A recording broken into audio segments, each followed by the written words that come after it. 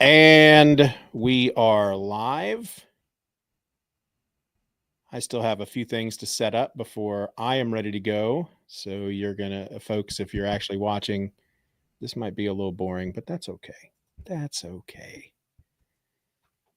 What was I talking about? Oh, I watched, because I figured the first thing I should probably replace with my very limited knowledge of computers, I figured I should probably replace the processor. Oh, probably, yeah. And so I looked on, I looked up it's not Google Sheets, it's Google Docs, Google Workspace. I looked up a video all about how to, oh my God, why can't I just get a freaking Google Doc? Let's do this, people.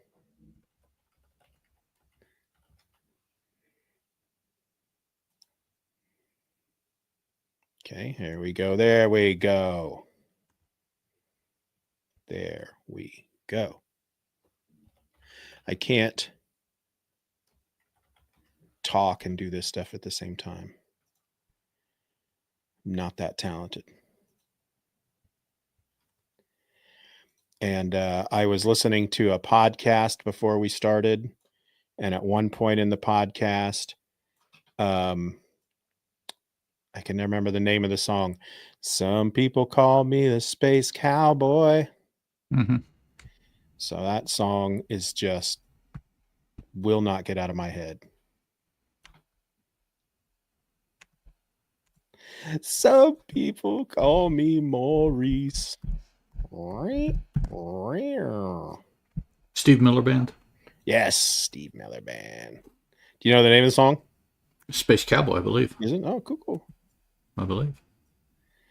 That was a, if you ever watched Friends, there was an episode where Chandler and Joey had a trivia contest with Monica and Rachel to see who knew if Joey and Chandler knew Monica and Rachel better than Monica and Rachel knew Joey and Chandler. Mm-hmm. And one of the questions was Joey had, as a kid, Joey had a imaginary friend. What was his name? And it was Maurice. And then what was his occupation? And it was Space Cowboy. Okay. Boop-a-doo-ba-doo-doo-doo.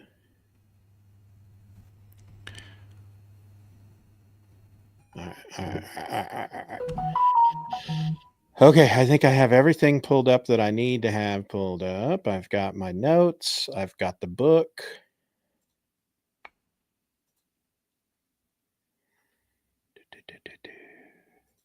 I've got StreamYard. How is your new year starting out for you? Same as any other day, month, week. Same as it ever was. It's a little colder than, if the year started in June or something like that. But otherwise, not any different for me. We are supposed to get this big winter storm. We have a winter storm warning that began at 9 a.m. this morning and it ends midnight Sunday night. We're supposed to get snow between 8 and 12 inches. Oh, cool. Sleet accumulations around 1/4 of an inch. I don't have room for you, boo. And ice accumulations of 1/10 to 2/10 of ice. Ooh, so basically, sounds to me like a good old-fashioned ice storm that'll be buried under a foot of snow. Yeah, really. The snow is no big deal, but the ice is, that's... Yeah. It's like super dangerous shit. And my daughter, both of my daughters were supposed to work today. Palin, who works while she's here for the holiday, she works at a Great Clips in Lawrence, and they just told her don't come in. Rana, on the other hand, works at a Dillon's, which is a grocery store owned by Kroger's. And of course, they were not that generous. They didn't say, don't come in. Yeah, no, not at all. In fact, she told me that they were asking people last night if anybody wants to come in. If you haven't hit your 40 hours, do you want to come work on Saturday? Because we have a feeling a bunch of people will call in sick. There you go. Yeah. All right. So for those of you who I don't show anybody watching live yet, but we do still get people that come in and watch the videos afterwards. And I think I posted something out on the I'm gonna start referring to X Twitter as Zitter. Okay. Why not just call it Twitter? Ah.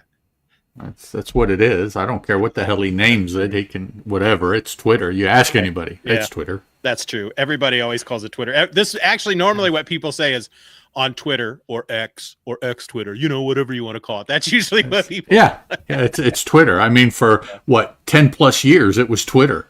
So yeah, good luck changing the name after that long. Sorry, Elon. X is a stupid name. Should have just kept it as Twitter. I don't know what is it? It has to do with some sort of overall marketing plan for all of his stuff that has X in it. That's why, because like his space program is SpaceX. SpaceX. Yeah, but the Cybertruck doesn't have X in it anywhere, does it? Not that I'm aware of. No, or the other car that he has. Doesn't he have another car? Yeah, Tesla. There's no X there, so I don't know where the X comes in. It would be if I had bought Twitter, I probably would have called it Twitter or else. Okay, that's fair. Yeah, but I think the last time we recorded, we did a live recording. I put up on Twitter, because that sucker was like 3.5 hours long. I said something like, if you got 3.5 hours to spare, come watch the video, because there is a lot of stuff that is included in these videos that it does not end up in the final episodes. Mm-hmm. And for those of you who are watching the video, we are going to be doing something a little different today. We're still, of course, going to be reading Golden Age Superman. We're going to take a pause on that for just a small, short amount of time, because we're going to launch a sister podcast, if you will. Currently, I have in the notes, I'm calling it the Superman Super Show Post-Crisis. Yeah, we're going to talk about Post-Crisis Superman. We'll get into a little bit more when we start actually recording the episode. But yeah, you guys, folks watching the video, you get all this stuff now, because I want to personally, I think we should have at least 6 episodes recorded before I put anything up. And those first 6 episodes will be the Man of Steel 1 through 6. And I almost want to do 9 episodes, because I don't know. I think 6 is fine, especially if we're only going to record every 2 weeks. But anyway, folks who don't watch the video, they will discover this new version of the Superman Super Show in the future. You know about it now. So lucky you guys. Go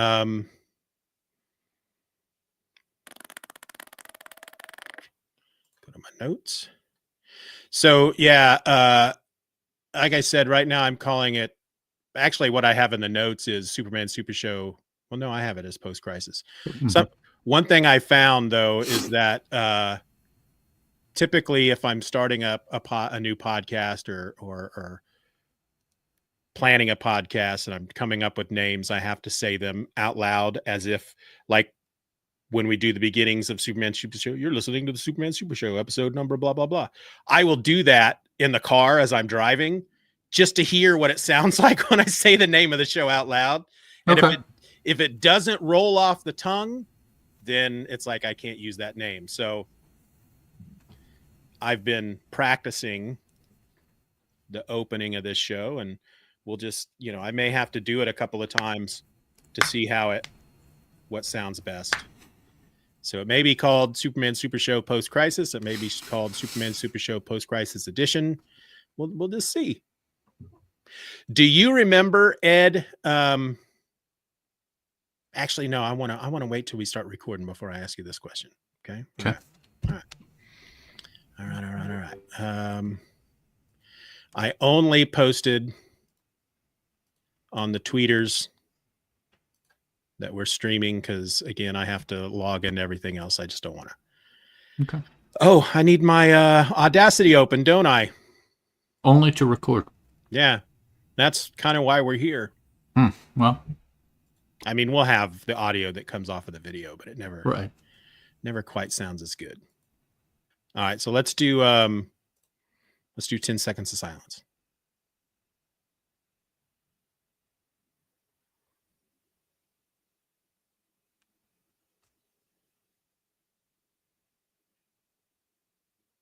All right. Cool. That goes out to all my fallen homies.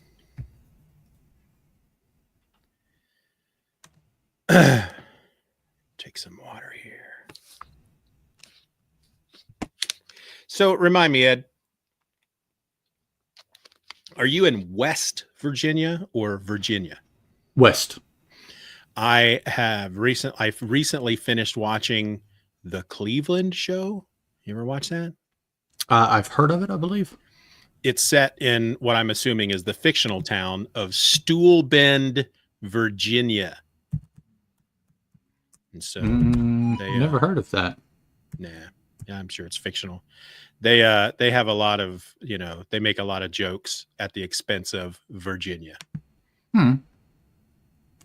Yeah, the southern part of the country is kind of well known for being the butt of northern people jokes, western people jokes, southern people jokes. I mean, we're a jokey part of the country for whatever reason. I suspect it's because of economic or maybe socioeconomic differences that, we're on the bottom of most measuring totem poles, so we're an easy target. So. Yeah, it's like in Kansas, we're often referred to Kansas and the surrounding states as the flyover states. Mm-hmm. Where I live in the state that real people fly over when they're going back and forth across the country. Yep. Everybody likes to make Wizard of Oz jokes when I tell them I'm from Kansas. The only stuff happens in, I don't know, New York and Los Angeles. I guess that's it.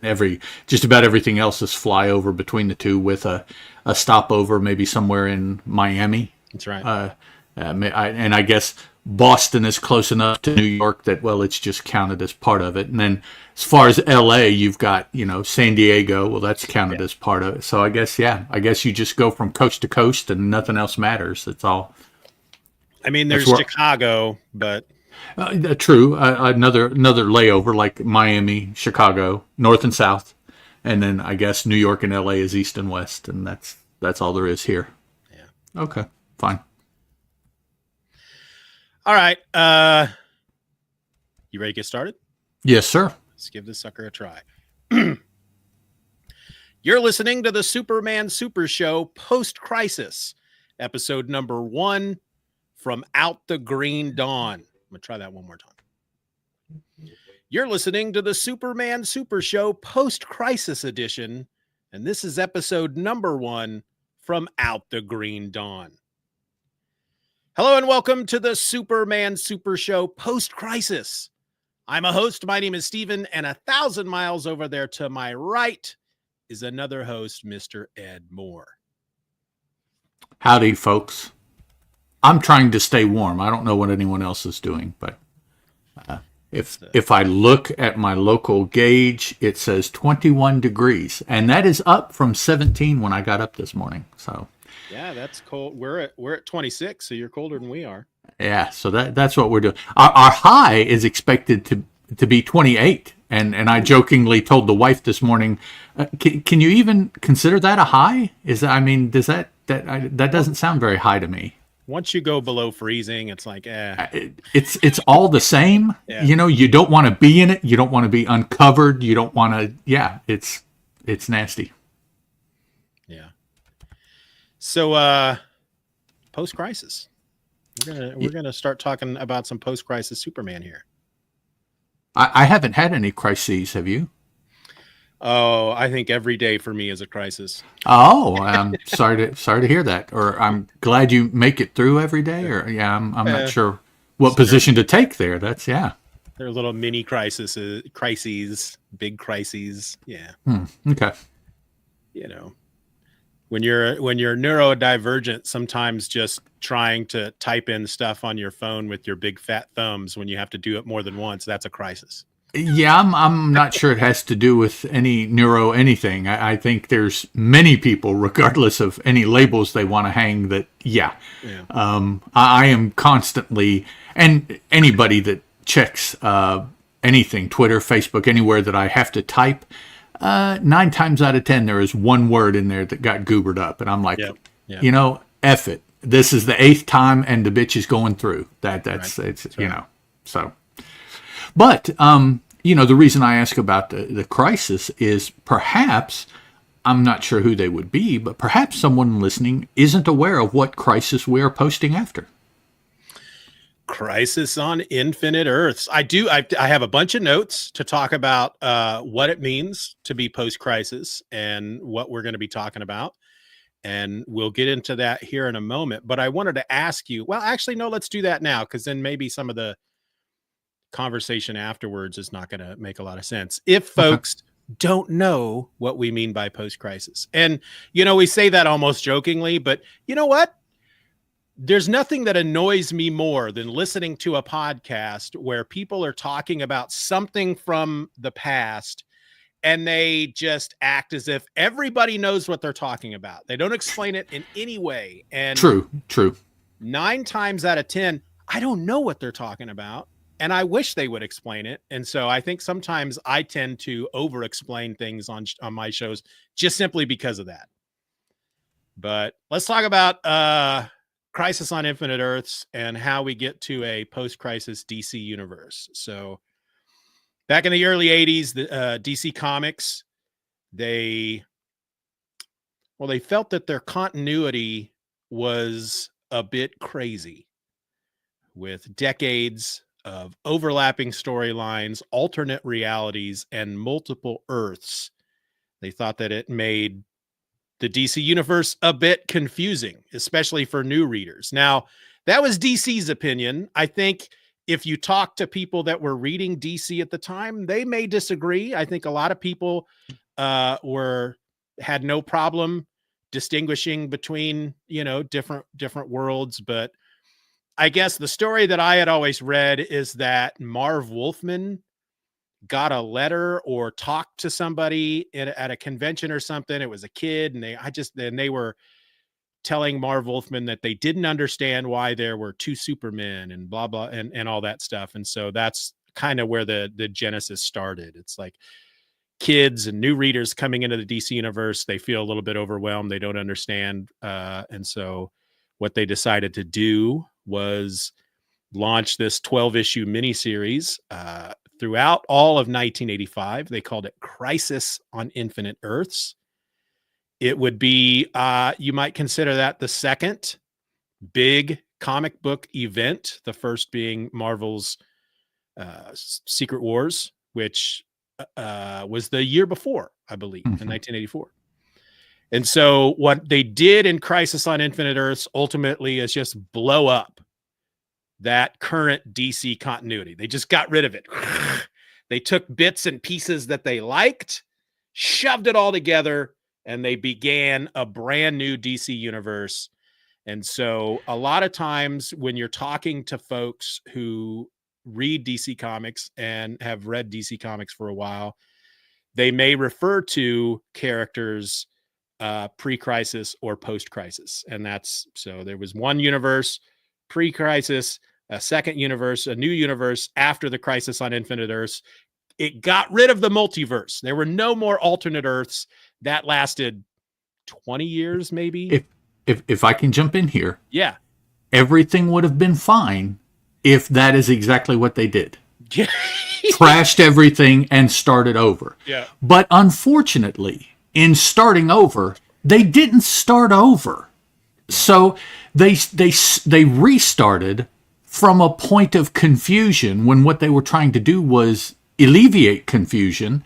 And so they alleviated some confusion, they kept some confusion, and then they just built on that new old confusion to where some things stayed confusing. They were never unconfused. So it's like, yeah, what they wanted to do kind of made sense. The way they went about it did not work from the onset. No. And so up until now, as we are recording, they have attempted this multiple times for the same reasoning, but not started new. They refuse to stop everything and start. And so no matter what the restart has been, there is some amount of confusion always left. And so they always build on that. And it's like, well, yeah. So to me, that means that, well, it didn't work and it wasn't necessary because you didn't do it. So, but yeah. So anyways. They're trying to make everybody happy. They want to bring in the new readers. They don't want the new readers to be confused, but they also don't want to piss off the readers that have stuck with them for 20 years, by getting rid of everything. Because, people get really angry about that. Oh, so you're just wiping out all those stories? I mean, not really. You can still read them. They're there. Mm-hmm. Yeah. They just don't have any bearing on future stories. Right. And yeah, that both companies are really bad about that. Yeah. And if you've ever, because last year I had decided, you know what, I'm going to start reading DC Comics from Post-Crisis on. But if you try certain titles, it's easy. When we're talking about Superman, finding Superman Post-Crisis, where it starts, super easy. Others, not so easy. Wonder Woman is easy. Yeah, Wonder Woman's easy. Batman, not so. Batman's yeah, always the one that, because yes, like when they did the New 52, for example, it's like we're starting everything over, except Batman. Yeah, except Batman. We're gonna go all in except Batman. Yeah, we're gonna crisis except Batman. It's like, okay, and Batman is such a tent pole that, man, if you don't change anything about it, then nothing makes sense. Yeah, just. But because all right, so you learn from your mistakes, right? What they should have done is somewhere around, because Crisis on Infinite Earths was 12 issues, and what they should have done is like following issue 11, the month or the week that Crisis number 12 came out, that should have been the only DC issue that came out that week. Crisis on Infinite Earth, issue number 12, maybe some wrap up stories of other books wrapping up their universe. And then the following week, brand new continuity. Was it the New 52 that they actually did that, or was it the one before that? It was New 52. I think it was New 52 they did that. Yeah. Yeah, like there was a mini series, and then there was like nothing. Everything stopped, and then everything else that came out moving forward was a number one ongoing mini whatever. Yeah. Now, I will say, Batman did get a new number one there, but his world didn't really change. Yeah. Characters were the same, origin was the same, location was the same. It's like, in essence, that number one was this number one sell more, so we're going to reboot to a number one periodically, rather than we're going to start over, and so number one is the place to start over. And see, back in the 80s, the idea of taking a title, ending it, and then starting it over again with a brand new number one, I'm not going to say it was never done, but it was not a common practice. It's not like it is today, where every 6 titles you see, or every 6 issues you stop it and start over to number one. When you get a new writer, he deserves a number one. Which that's a whole other kettle of fish. Just trying to figure out, should I start with Spider-Man volume 17 Right. Which volume? Yeah. Well, the 86 volume only went to 88. But that 93 volume started in 77 and then they stopped it and it was a new and different and then they went with the what do they call legacy numbering. So actually it goes straight to yeah, it's like okay guys, whatever. Now, at this time, though, post-crisis, when they did reboot Superman, because they did that with Superman and they did that with Wonder Woman, complete reboots. They brought in for Superman, they bring in John Byrne, who at Yeah. the time was a big name. He may at the time have been the name Yeah. as far as artist, writer, but artist, he's Artist, yes. And I think writer as well, because, he made a name for himself on like X-Men with Chris Claremont. They right. took a book. I mean, Claremont was on it before Byrne came in. But I think once they teamed up, they took a comic that had kind of fallen off in popularity. And they brought it back as kind of a tentpole Marvel for sure. series. And they did it well enough that you could easily argue today that it still is, even though they haven't touched it in years. Yeah. And then in 81, John Byrne takes over the Fantastic Four. He's writing it, he's drawing it, he's on it for like 5 years. And he, again, Fantastic Four, before he gets on it, has kind of fallen out in popularity. Yeah. They were Marvel's first family, right? They were kind of the book that almost started it all for Marvel Comics. Fantastic Four. By the time John Byrne gets on it, it's not that popular of a book. But then he turns it around. And a lot of people look at his run on the Fantastic Four as the second golden age for the Fantastic Four. The first golden age, of course, being the Jack Kirby Stan Lee issues that started it all off. And then John Byrne came in and, made changes that he was allowed to make. He called Invisible Girl the Invisible Woman. He kind of amped up her, made her a more powerful character by doing things with her invisibility powers that hadn't really been done. She had up to that point was almost kind of regulated as the mom of the team. Mm-hmm. She's the one that probably needed to be rescued a lot. And now she's like one of the most powerful characters in the Marvel universe. And that kind of started with John Byrne. And I think DC was really hoping, all right, we're going to bring John Byrne. He's going to do that for Superman. And he does for a little bit. We'll get into that as we get further into these. But John Byrne reboots Superman with a 6-issue series called The Man of Steel. And it's kind of it's a retelling of his origin.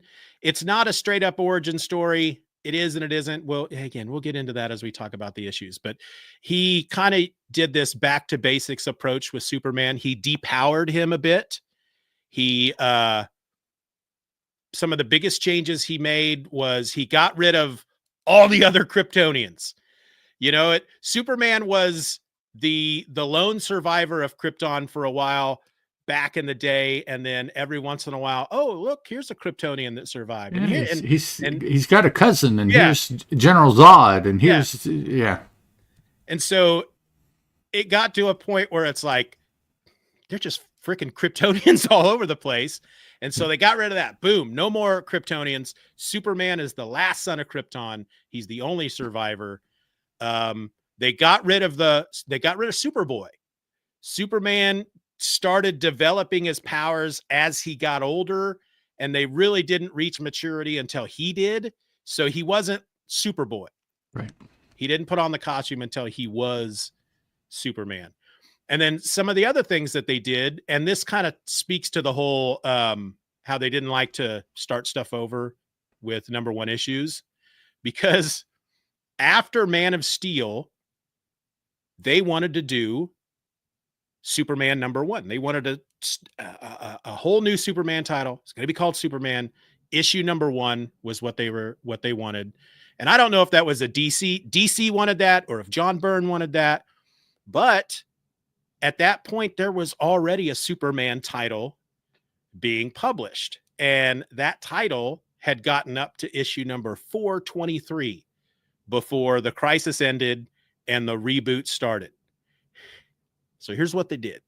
I find this super interesting, super weird, and it's a change that I believe is still around today. They took that original Superman title that was up to issue number 423. Following the crisis, they changed the name of it to The Adventures of Superman. And then post-crisis, we get Adventures of Superman number 424. There's no Adventures of Superman 1 through 423. It's all Superman up to that point. And then we get a Superman number 1 as well. Action Comics, they didn't, they maintained the numbering. They just kept going with that. John Byrne was the writer and the penciler on both Superman and Action Comics. Superman was kind of the main title. The main storyline he was telling was in Superman, whereas Action Comics was kind of a team. It was a team up book. Superman teams up with somebody in each issue, basically. And then Adventures of Superman, I think it was Marv Wolfman was writing that, and then Jerry Ordway on pencils. Anyway, that's kind of how we get to where we're at with post-crisis. We are going to start our conversation with the Man of Steel. We're going to go through each of the 6 issues, one episode at a time. I have talked about the Man of Steel already.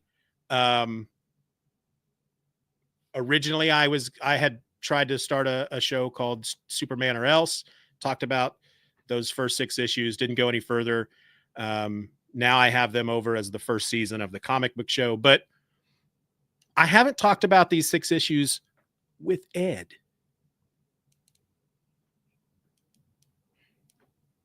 So that's what we're going to do. Ed, let me ask you this. All right. Okay. Because I think one of the questions I asked offline when we were talking about doing this show,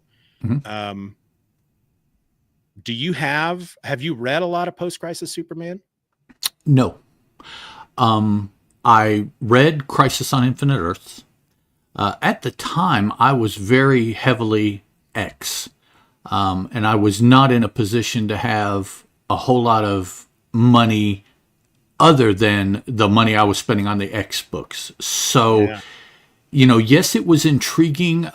Superman's been around since the late 30s, and here in mid 80s, it's new. It's what? A new super? Wow, I wonder what they're going to do. I didn't have the means, I guess would be the word, to keep up with it. The way I kept up with it was through the fan press that I ran across, whether it be Comic Shop News, I think would have been probably the primary fan press newspaper that I ran across. Occasionally, maybe some other DC book that I would look at, and I would read a letters page or I forget what DC called their news piece. Stuff like that. So I would get bits and pieces just of what was going on, but no explanation or anything like that. Yeah. I probably did not read about the death of Superman until the last 5 years or so. Really? So you didn't even read Death of Superman when it was coming out? At the time, no. For the same reason. I am an ex-boy. I have been an ex-boy, and I don't know. I'm kind of questioning whether I should call myself an ex-boy now or not. But be that as it may, that has always taken up the majority of my money, my time, collecting space, whatever. As you know, as anyone that's into comic books knows, keeping up with the X franchise pretty much is a full-time job. I mean, that's comic books unto itself. Yep. much less if you try to keep in mind that there are other comic books other than X books, which, yeah. So no, again, I was aware of what was going on. Now, at the time of death of Superman, it was a little bit easier to get a hold of news and fan press and things like that. So it was a little easier to keep up with the DC universe and Superman then without actually having to read the books. Yeah. But finally here, I don't know, probably 3 or 4 years ago, I just decided, I've never read Death of. I'm going to sit down and read it. And I think I made it about halfway, maybe just about to the return.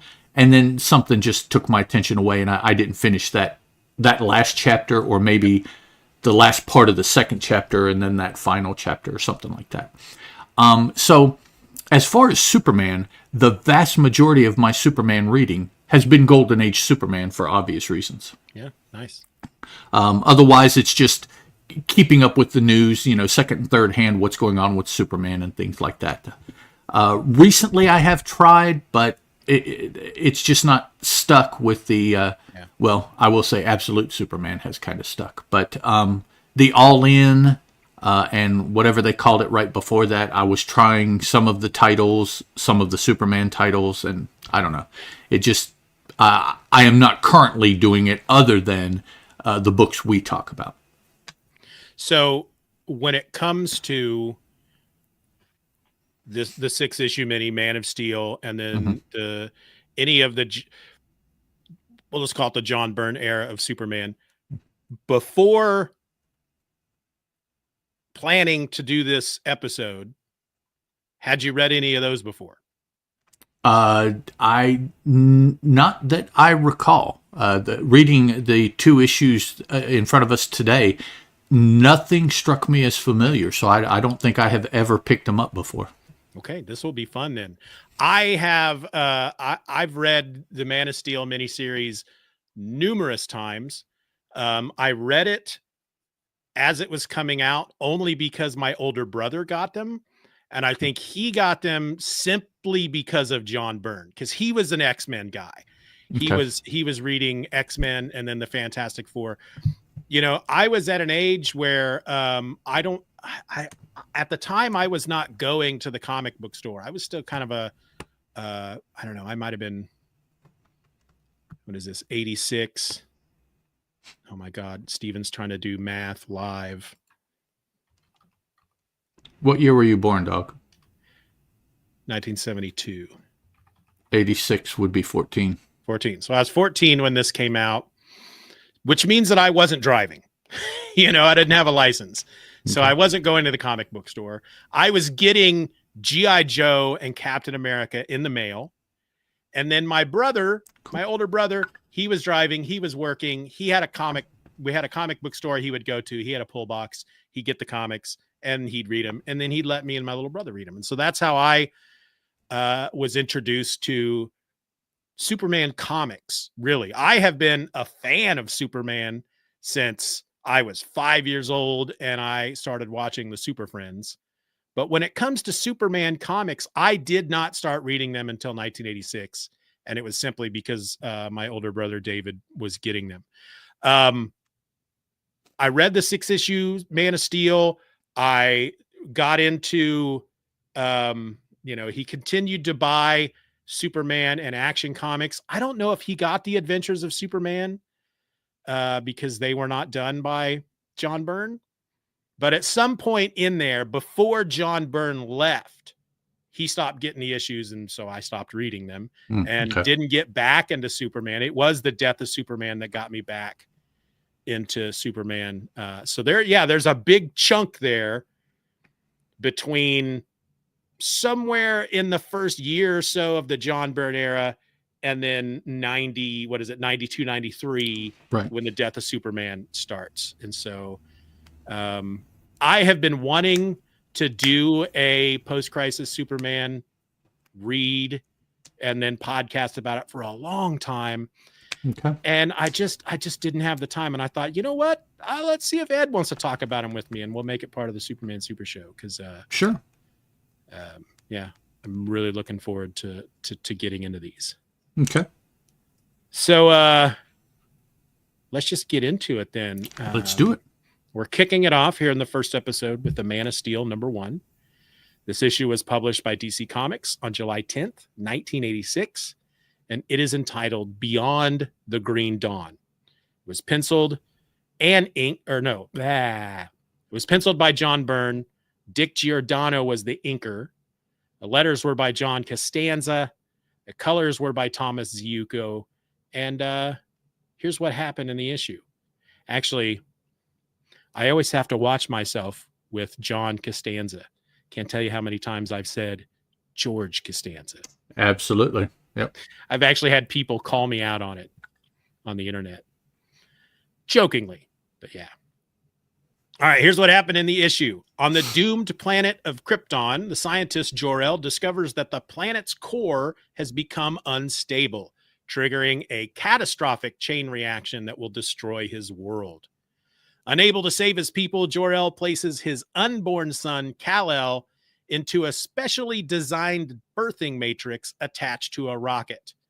With Krypton's final moments ticking away, Jor-El launches the rocket into space, ensuring Kal-El's survival as the planet is obliterated. Years later, in the small town of Smallville, Kansas, teenager Clark Kent is a high school football hero. After a championship win, his adopted father, Jonathan Kent, reveals a long-kept secret, the rocket that brought Clark to Earth. Learning that he is not human, Clark wrestles with his identity and decides to leave Smallville to use his extraordinary powers for the greater good. 7 years later, Clark lives in Metropolis, secretly using his abilities to prevent disasters. When a mid-air collision endangers a NASA space plane, he reveals himself publicly for the first time, saving the craft and its passengers, including reporter Lois Lane.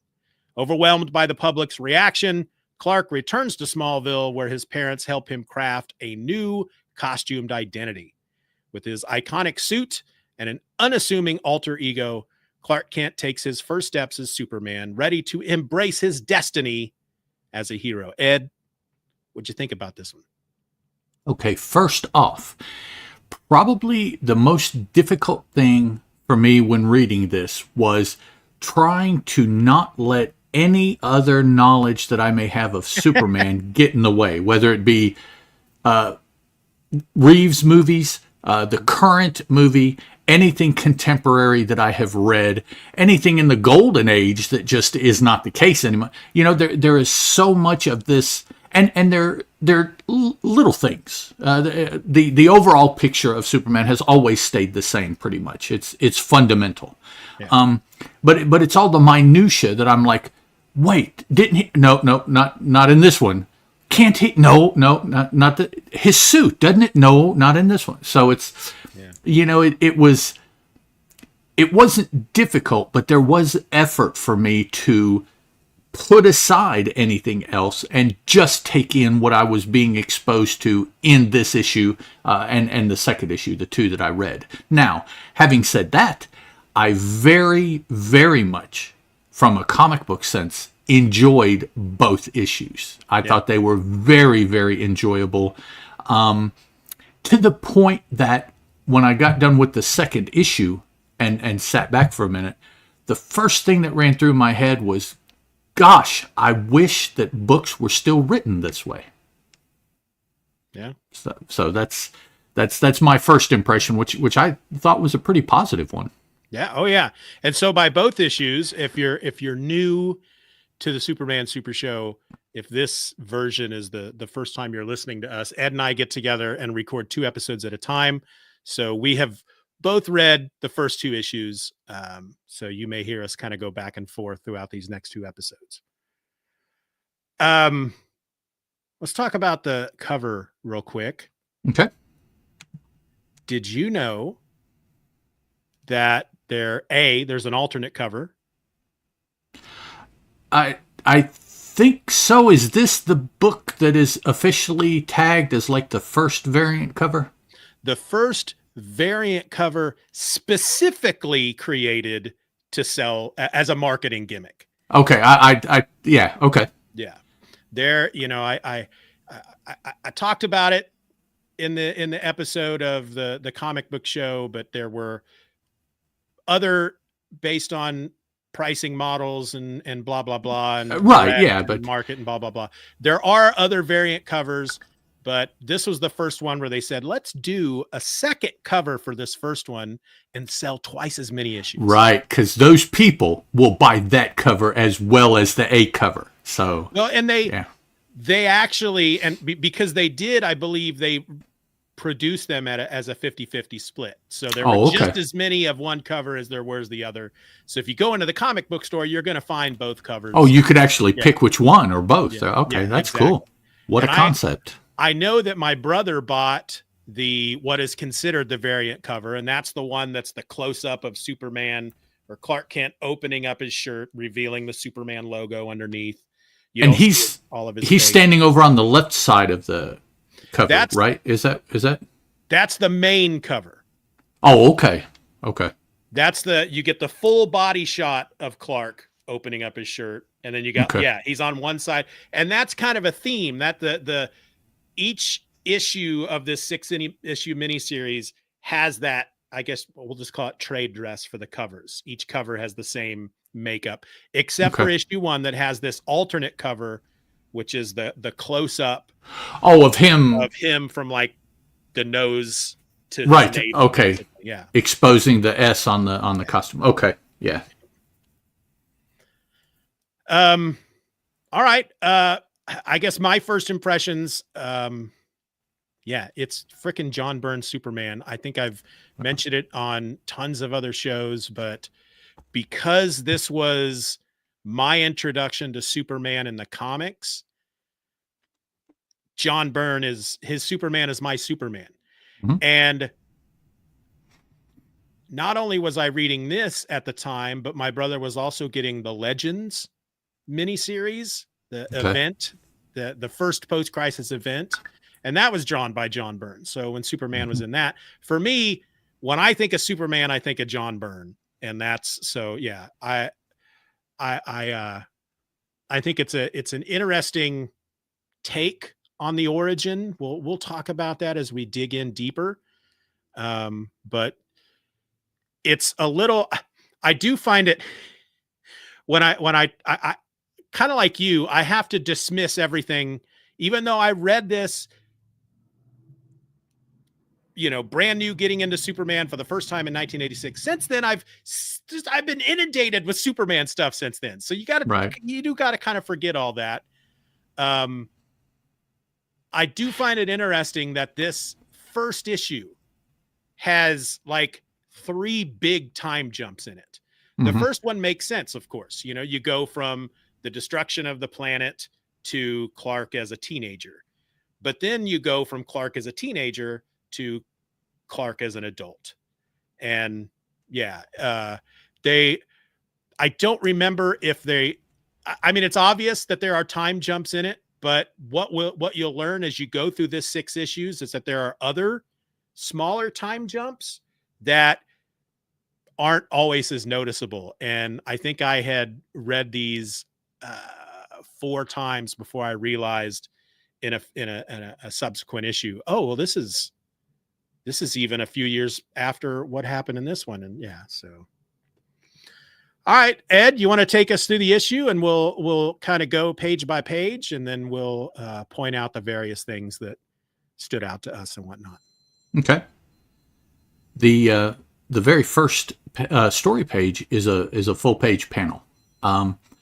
And the thing that jumps out at me is that Byrne is starting very grand, because you have it's a vista that you're looking at. That the vista, it's not a mountain valley or a big city. It is one apparently structure. Now, if multiple people, like if the structure itself is the city, we really don't know, but it is just a single structure with a aircraft of some sort flying from off panel right towards the structure that is pretty much center panel.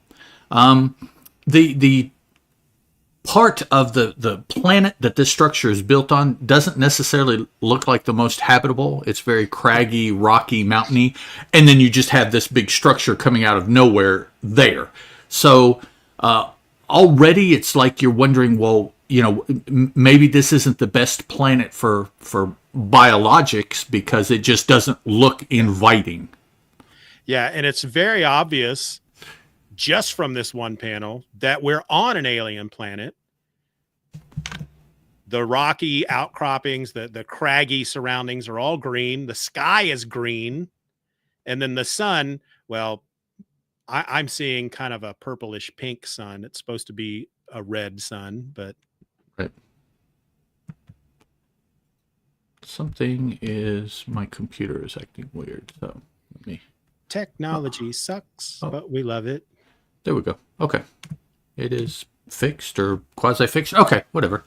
Okay, moving on. Next, we start to see some creatures, some things, however you want to put it. We see something that resembles human, so there are biologics on the planet, but we also see robots. My assumption automatically was that the one created the other, so we are in a pretty technologically advanced kind of situation because these robots are pretty kicking. I mean, they're pretty advanced. Yeah. Something that I have seen and has always bothered me, always. The second page, the third panel. What is all that crap coming out of his head? John Byrne stuff. Yeah, well, I'm like, yeah. What is that? Is it mechanic? Is it part of the uniform? Is he trailing vapor? I'm like, what is the point of that?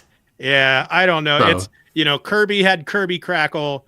John Byrne had, I don't know if there's a name for it, but whenever he draws machinery, and then I guess I'm assuming that is some kind of, I don't know, maybe it's an antenna array on his head. But part of his, okay. It's almost, if you look at that panel, you might almost assume maybe it's, I don't know, because it's not well defined and it's not big. It's not overly elaborate. It could be just stray pencil lines, frankly, but it's obviously, because you can see it in the panel before it, you can kind of see his head shape a little bit. Yeah. Perfectly round. And yeah. And I don't know. I honestly don't know. I'm assuming that the looks of the Kryptonians here with the robe and the things that cover their heads and all that stuff, I'm assuming this is all brand new John Byrne creation look for Kryptonians. I know that at least by the death of Superman, we're still seeing that look. Okay. Because we are visited by the ghost of Jor-El at one point, and this is how he looks. I don't know if they've maintained that to this day.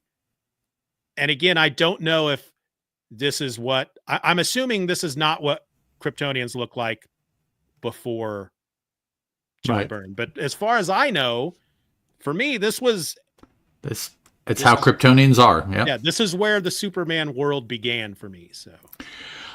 So we definitely get, if the robots weren't enough to tell you that this world is different from ours, maybe not significantly, but different, maybe more advanced if you want to look at it that way. I don't necessarily agree that robots make something more advanced, but there's a reference here by, let's see, do we get his name yet? No, not yet. Something called a matrix. And something has been, he refers to a child, and the robot says that it's been placed in the matrix in the third.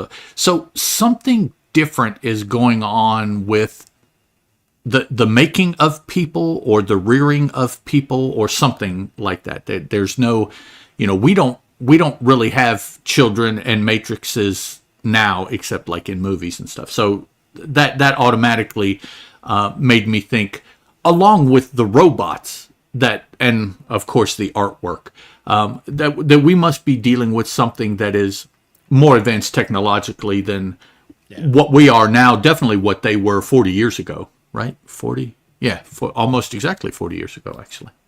Yeah, and we can get into that a bit deeper here in the next couple of pages. But yeah, that's one of the first really, really huge changes that he makes to the Superman mythos. And Okay. it doesn't seem like it's that big of a change until you realize it is. Okay.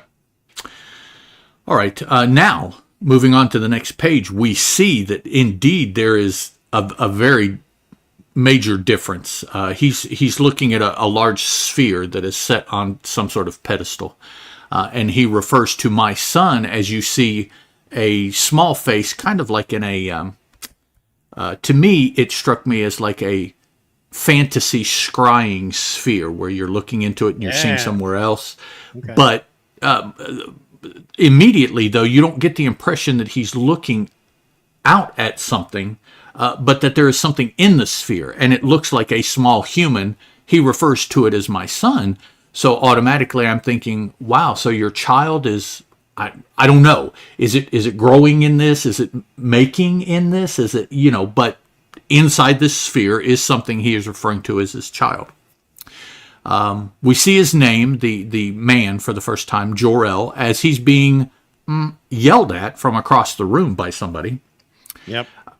We see a female, you have to assume, just by the way that it's drawn. Now, again, we're dealing with the future. Gender is, who knows what gender is going to be in the future. Now, as we sit here, gender has changed from what it would have been in the mid-'80s. So We're actually dealing with the past. well, yeah, okay, So like if Superman is our present, this would be like what, 18, 20 years in the past. right, it happened, not just his landing on Earth, but anything we're seeing before that would have been, yeah. So here, we notice that they're acting like husband and wife. Now, by the end of the book, calling them husband and wife is kind of iffy, by the way society does things here. But at this point, they seem like husband and wife. Okay. His son, so you would assume that's their son, that's in the Black Pearl creche here, whatever you want to call it. And he has moved the sphere from one place to where it is now. And she is upset on two levels. One, because he moved it, and two, because he didn't tell her. She had no input on the fact that he physically moved this. So she's wanting to know, what in the blank do you think you're doing? Why? What's going on? Those kind of questions as the mom. It's like he's broken some kind of law almost, right? Or broken some sort of tradition by removing the matrix from the gestation chambers. It seems more than tradition. I mean, she says here, you speak of law that has not been invoked for centuries. So it's like, no, this is like the way. Yeah. You are changing the way things are done. Yeah, because he's telling her basically, it's like, look, I'm the father, and by Kryptonian law, I have the right to take this out of the gestation matrix. But it sounds like nobody has done that for as far back as they can remember. He's the first one. It's some archaic right that nobody even reads anymore, or that kind of thing. So now we're starting to get, between the end of that page and the beginning of the next page, we're starting to get some indications, definitely in this next page, that some things are going on the planet that he is aware of, or has been made aware of, that is prompting him to make these changes in the way he's dealing with his child. Apparently the only child that they have also. This is like, which I think may add to why the mother is upset. It's because, our one and only, and you're dorking around with it here and doing these things.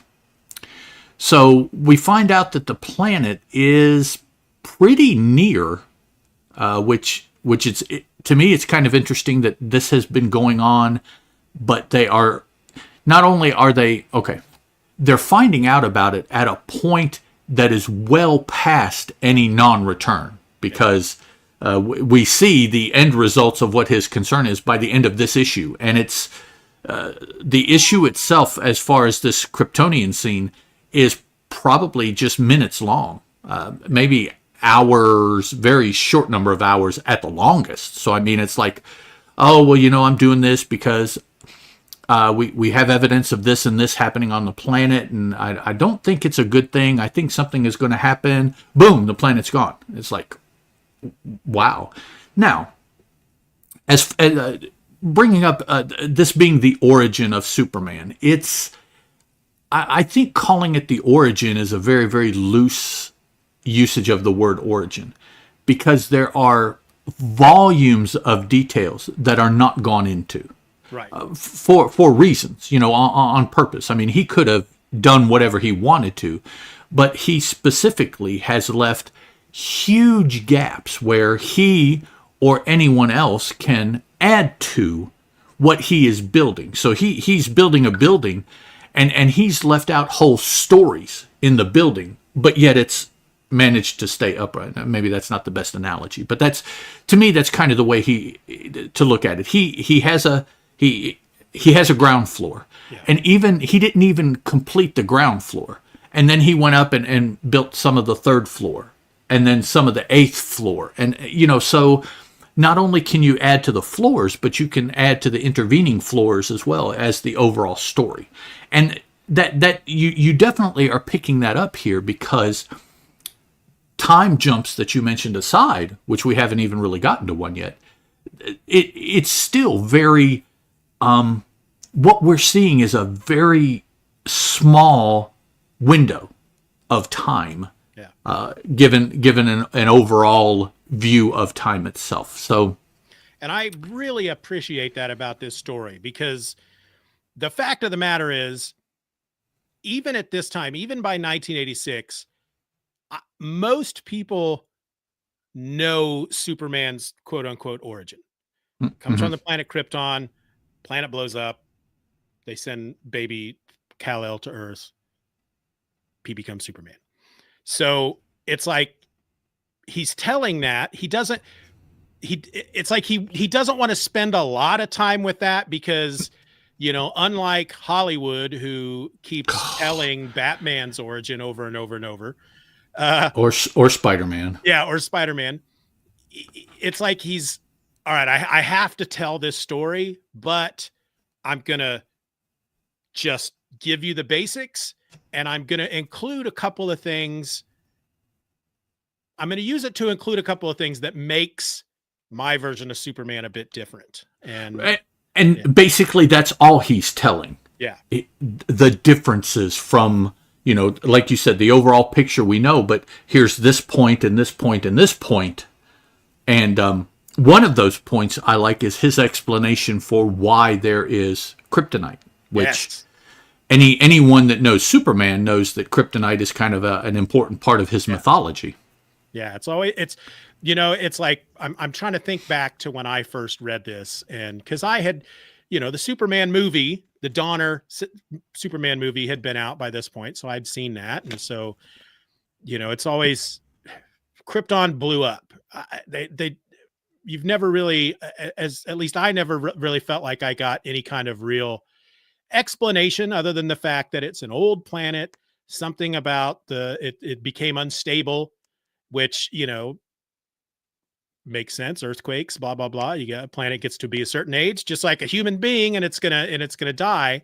Mm-hmm. And, but I like how, like you said, because ultimately they're giving us two different dooms for this planet.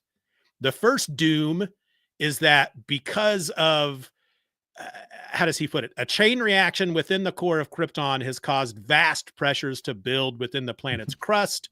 Those unnatural pressures are fusing the native elements into a new metal, a radioactive metal.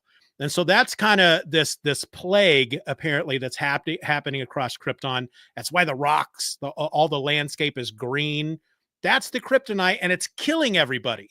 So there's doom number one. They're all dying of this plague. The scientists and the doctors are trying to figure it out. We got it. Don't worry. We're going to fix it. Go about your daily lives.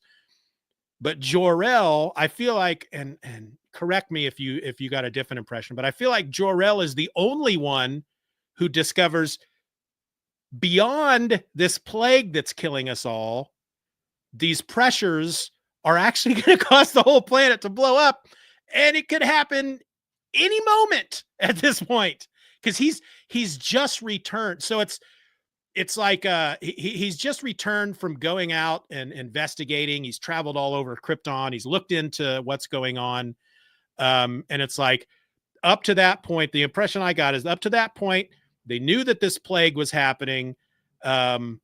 Maybe nobody understood what it was that was killing everybody.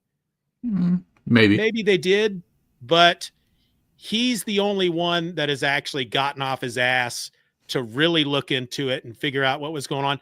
But at that point, it's too late. you Right. know? Yeah, maybe he's the only scientist that has sat down and extrapolated all of these things together to come up with the building pressure explosion of the planet. This fusing of the native metals to this radioactive metal, that is what gives the story its name, the title of the story. So here we're 5 pages in, basically 4 pages, and already we're at why the story is named what it's named. Yeah. And we get the idea here because on this same page is when Laura, she's arguing with Jor-El. She doesn't believe that what he's found is real. And she says, we have been absolute masters of this world for thousands of years. It does not rain, but that we permit it. So immediately I've gotten the feeling that, yeah, everybody's dying of this plague. The people that are, their governing body, their governing body, or whoever it is that's in control, we don't know what kind of system of government they have. They don't go into any of that, which is great. But I get the feeling that they're like just so arrogant about their mastery over technology and the planet that it's like, this is a bubble. We're going to fix it because we're awesome. We control this planet. The planet doesn't control us. And Jor-El apparently is the only voice of sanity on the entire planet, we have to assume. But again, it's too late. We also see that over time, either the planet itself or the decisions the Kryptonians have made or whatever it is, he tells her, and in the end, what have we achieved? Sterility, a cold and heartless society. Now, that's what it says. But also, we just saw a child being raised artificially. Yeah. So, by extension, that applies to the people of Krypton. They can no longer reproduce biologically. They have to scientifically, mechanically foster the reproduction of the peoples. And, either the environment of the planet has caused that to happen, or choices that the peoples themselves have made. Who knows? Both. It doesn't matter. What matters is that all of this stuff is going on, and we are so smart. We've gotten to the point where we can't even reproduce. Yeah. And so they have a child in an artificial bubble upstairs, not the John Travolta bubble. This is a different bubble. So basically, Kryptonians are not getting down. Well, if they are, they don't have anything to worry about. Exactly. So, yeah. And it gives the impression that couples like Lara and Jor-El did not, their marriage or their union or whatever you want to call it, they did not come together for love. Right. And there's a whole mini series that comes later that we may or may not get into because Superman's not technically in it. But John Byrne writes these 2 different miniseries. One is The World of Krypton and one is The World of Smallville. And I don't know that I've ever read either one, but I know that The World of Krypton is set in the past, like thousands of years in the past. Okay. And so we kind of learn the history of Krypton, I believe, in that miniseries. So we may learn a lot of these questions, like, did they have a choice as far as their union, Did the government say, okay, you and you are going to be married? You must produce so many children for the Right. labor force, that kind of stuff. We don't know. All we know at this point is that they obviously didn't get together like husband and wife in the sheets to make this baby. And fortunately, Superman never really has any knowledge of that, so it doesn't affect his perception of those things. Right. He gets to rely on human examples. Yep. And so that is that is one of the reasons Superman is considered the Boy Scout that he is, because that was the example that he had, not this example, which is good. Yeah, Now, that's the overarching Superman theme, is the whole nature versus nurture. Right? What makes somebody good? Is it are they born with a good heart, or is it they because make a of the choice? way they're raised? Right. And I think Superman, or at least this version of Superman, it's based on the way he was raised. That's why he's such a good guy. All right. So all the bad news has been relayed to Laura from Jor-El now. We're moving on, and he is telling her his plan to circumvent these issues that he has just spent the past several pages pointing out. And the main thing that he reveals is that he has found a way to... First, he has found a way to access looking at other planets, I think, that's pretty awesome. Yeah. And the planet that he's most recently been looking at is our planet. And in showing his mate that he can do this, they zoom in on a rather, to my mind, Clark Kent looking individual here. I mean, this looks almost exactly like Clark, but obviously it can't be. Growing up in Kansas, this is what we all look like. Is that okay? This is how we breed them in Kansas. We all look like this. That's fair. It's so it's now to us. The funny thing is, okay, the dude is on a farm. He's holding a pitchfork with hay, where he's bringing in the hay, or a tractor. Another farmer back here. He's got a hat on to keep the sun from. It's a normal looking. There's nothing about the picture. Oh, Laura doesn't think so, or Lara. She doesn't think so at all. There's all kinds of issues with this. Okay, next page. She almost faints from the assault on her humanity that this picture, okay, just a picture is. She calls it a savage, the individual that they are looking at, because he has bared his naked flesh. He doesn't have a shirt on. I mean, all of us at some point in our life that are male have been working, and we have done so without a shirt. That's almost a rite of passage. Now, maybe it doesn't last very long, or I certainly do not choose to do that currently. I have whatever matured, or whatever you want to call that. But yeah, once upon a time, oh heck, it was nothing. Take the shirt. It's too hot. I don't, and do what you're going to do. But no.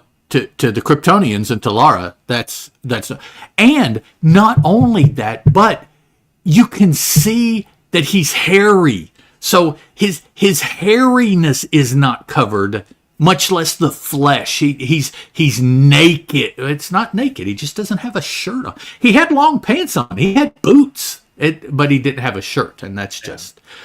And if that's not enough, he is touching the unprocessed soil. So he is such an animal that he's playing in the dirt without a shirt.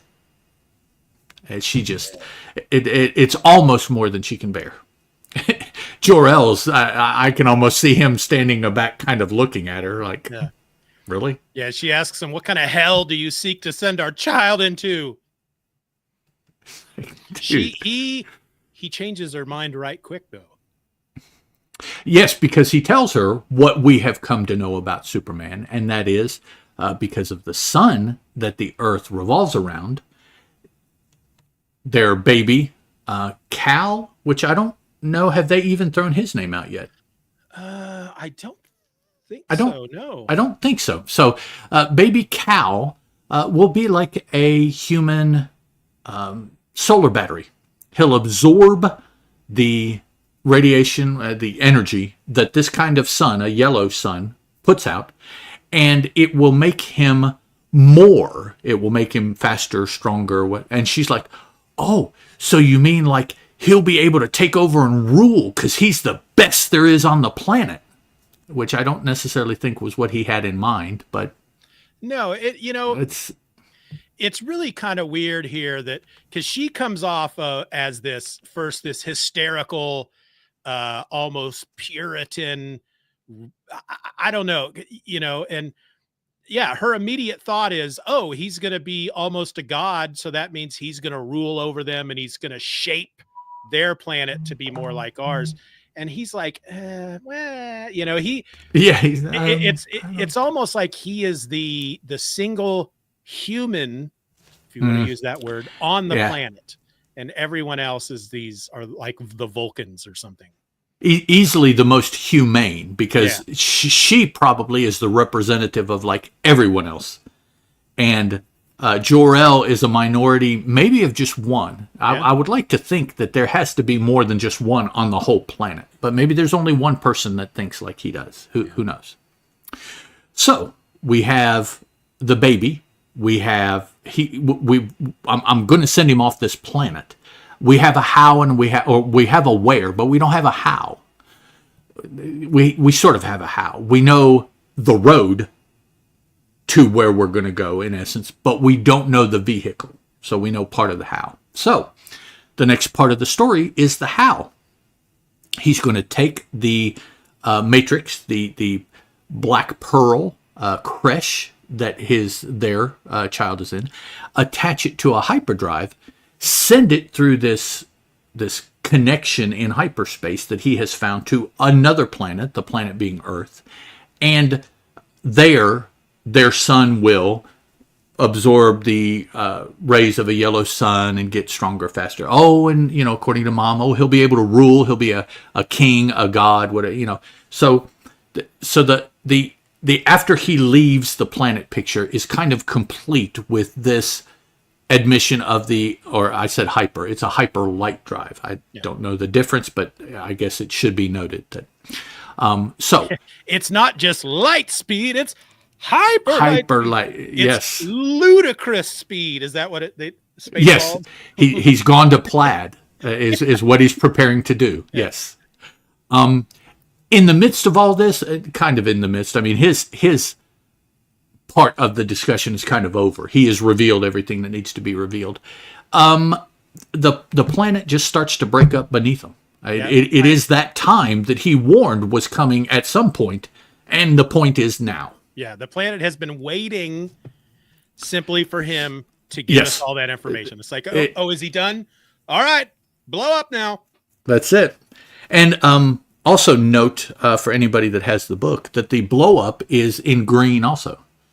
The energy eruptions of the planet are green. So it's to me, it looks like it's just releasing this radiation that has been building up from the transmutation of the native metals to this new exotic metal, which, we will come to find out is green kryptonite, the ite from so, and here we're already starting to see it, even though if this is the first Superman you've ever read, you don't really realize that that's what you're seeing. Yeah, and I think previous to this, as far as maybe even what I knew from watching the movie, the planet explodes, and there's something about the planet exploding that turns some of the planet into this radioactive. Just some of it. It's not like an all or anything. It's just, So like there's these asteroids in space that are heading to Earth. But so are you looking at the last page of the prologue where the planet's actually blowing up and the rocket's zooming away? Have we gotten there? Two different pages, because the one page is the geysers of energy erupting out of the ground, and then the next page is the hyperlight ship with the black pearl zooming out into the green that everything has become now. Yeah. Oh, okay, yeah. So you're okay. So we're at the part where he's pushing the thing and the rocket's Yeah. launching. Okay. Yes. So, not not necessarily a whole lot to not necessarily a whole lot to glean here. The planet is decaying before their eyes. He has everything set up, and he launches their son into space to never see them again. Never see him. He will never see them again. Which, yeah, it's not the truth. But yeah, right now it is.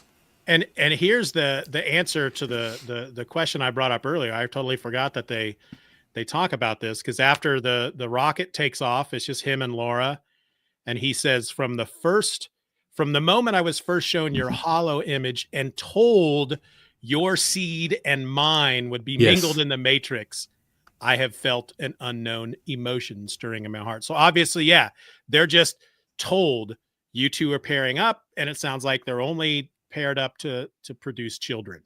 Some sort of compatibility match, and it was you two, and so yeah, they whatever genetic mingling they do, they call it seed. If they're as advanced as they appear to be, it doesn't have to be true seed. Seed, I think, is metaphorical. Yes. So basically, he says, from the first time I saw you, I've loved you, and love is not something that is. And he doesn't use the word love. No. She doesn't either. So it's not.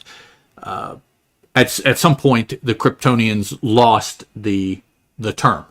They don't have a term for this anymore. And the next page, oh, too bad. They missed a chance to have a full page panel here. I mean, you really don't need to say much anything else, because what you show on these smaller panels, you could have shown in the larger panel anyways, I think. Yeah. And it's... Yeah. They're showing us something here that I'm sure I missed the first couple times I read this, because it's very small. Well, but if you didn't necessarily notice it here, there is a scene once the rocket ship is revealed to him that should have triggered. I wonder, Yeah. and made you go back to look. So Yeah, I've never been the most observant person in the world. okay, Even when we see the rocket later, because on the last page of the prologue, the second panel, we see a streak of green light, like something is hitting the rocket. right. But there's all kinds of other streaks of green light going on around it. To me, it was pretty obvious what they were telling you. Yeah. A piece of the exploding planet embedded itself onto his ship. So now, wherever the ship goes, this piece of the planet will go with him for whatever reason. Yeah. However they're going to use it as a story element. The two are now together. Wherever the one goes, you have the other. Yeah, not only is the rocket bringing Superman to Earth, it's bringing the one thing that can kill him to Earth at the same time. Now, I think eventually, of course, more kryptonite, slowly makes its way to Earth through space. But yeah, this one, it's like, come along with me, death of my people, and come to me to this planet. So I want to talk about real quick the first really big change here that he made to Superman's character and origin that happens here in this prologue. And that's just simply the idea of this birthing matrix. At this point, the baby is we can see in that one image when he's looking at the matrix, you can see the baby inside, but the matrix in essence is the mother's womb. Right. Baby Kal-El has not been born. This is an unborn child, gestating in this matrix. And so, in other words, Clark or Kal-El is born on Earth, in America. Right. Previous to that, it's always been Jor-El places his infant son. Right. It's a baby that makes the journey, not not in essence a fetus. It's So it allows Superman to have a bit more of a connection to Earth. He was, what's the word I'm looking for? He was bred. Okay, he was conceived on Krypton, born on Earth. Earth is his birth planet. If that's a line that you're filling out, planet of birth, Earth would be what he would answer, not Krypton. Which means technically he can run for president. Well, he's not an alien if he was born on Earth. Yeah. It's like somebody from Canada, pregnant, crosses the border, has the baby's American, just born in the U.S. Right. Yeah. So, yeah. And of course we know that automatically means he can have a Canadian passport and a U.S. passport. That's right. Yeah. That's right. Okay. Chapter 1, chapter 2 of the book, however you want to look at it. Yeah, what did they call that? Because they say end of prologue at the end. Prologue, of it, but okay, it does say prologue on it. So it's prologue in chapter 1. Yeah, the secret. So now we have jumped time, the first obvious time jump, and we see somebody mentioning Smallville High, and we have a football game going on here. So this is if one of these individuals, and it's pretty obvious one of these individuals is Clark, Superman, Kal-El, whatever name you want to go by, then this is, I don't know, at least 17 years later, maybe upwards to 18 or maybe 19, just depending on how long his journey was and all that. But, we'll say 17. So this is a 17-year jump that we see here. This is Clark. He is playing football. He apparently is playing football very well. The coach is very excited about the success of the team with Clark on the team. The team perhaps is not as excited about the success of Clark on the team. So it seems that a lot of attention and or the overall ability of the team is on Clark's shoulders, not the other 10 men that are on offense or defense with him. It's he is doing it, and in turn pissing off the rest of the team. The coach is digging it because points are points, a W is a W. None of that stuff matters as far as his career and how he looks as a coach. Except that one of the reasons that you coach is to develop young men and women, and Clark is developing in a certain way that perhaps is not beneficial. The other members of the team are developing in such a way that certainly is not beneficial. So there's starting to be a divide, and the coach, instead of trying to bring the two sides together, is just riding the high wave and just moving with it. So go ahead. Well, this seems to be one of these coaches that is hoping that he can ride Clark's coattails into absolutely, all the way, NFL and make millions of dollars and all that stuff. Yeah, absolutely. That's he is the athlete that you always hope for. You dream for, because really it's not possible for somebody to be as not alpha, but as capable as apparently Clark is. It's very mythological that somebody is that good. The coach is talking to, he just refers to him by his last name, Kent. So this man. What's funny about that is, a lot of people joke about Clark Kent having two first names. Kent is a first name. So if you knew nothing about Superman, nothing at all, and you're reading this for the first time, you may just assume that the guy's name is Kent. Right. Kent that's Johnson. Right. Exactly. Yeah. He's going to end up going to some Ivy League college. Yeah. Kent. Yeah. So from this page, you get a connection between this Mr. 15, that's the young man playing football, and this older gentleman in an overcoat and a hat white-haired, glasses, that's watching the game. Actually, he also has an ascot here, you can see. And actually, he's got a tie, too, come to look at it. So maybe he's coming to the game right after work or something. He still seems to be dressed, but I don't know. He's a farmer. well, We don't know that yet, I guess, if you're reading this for the first time. But yeah, I don't know. he must be one of these guys that, knowing that he's a farmer, it's like, I'm going to go see my boy play football. I have to put on a suit and tie to do that. Yeah, I mean, yeah. It'd be interesting to be able. He probably wouldn't remember now, but back then, ask Byrne, why exactly did you dress him like this? Yeah. There's nothing wrong with coming to watch your son as a farmer that just got cleaned up. Yeah. Everybody in this part of Kansas must be like that. And so, why the hat and the shirt and tie, it appears. Yeah, I mean, that it would fit the 60s. I don't remember anybody coming to my high school football games in the 80s wearing suits and ties. No, certainly not. None of my rural friends, farmer fathers ever did that.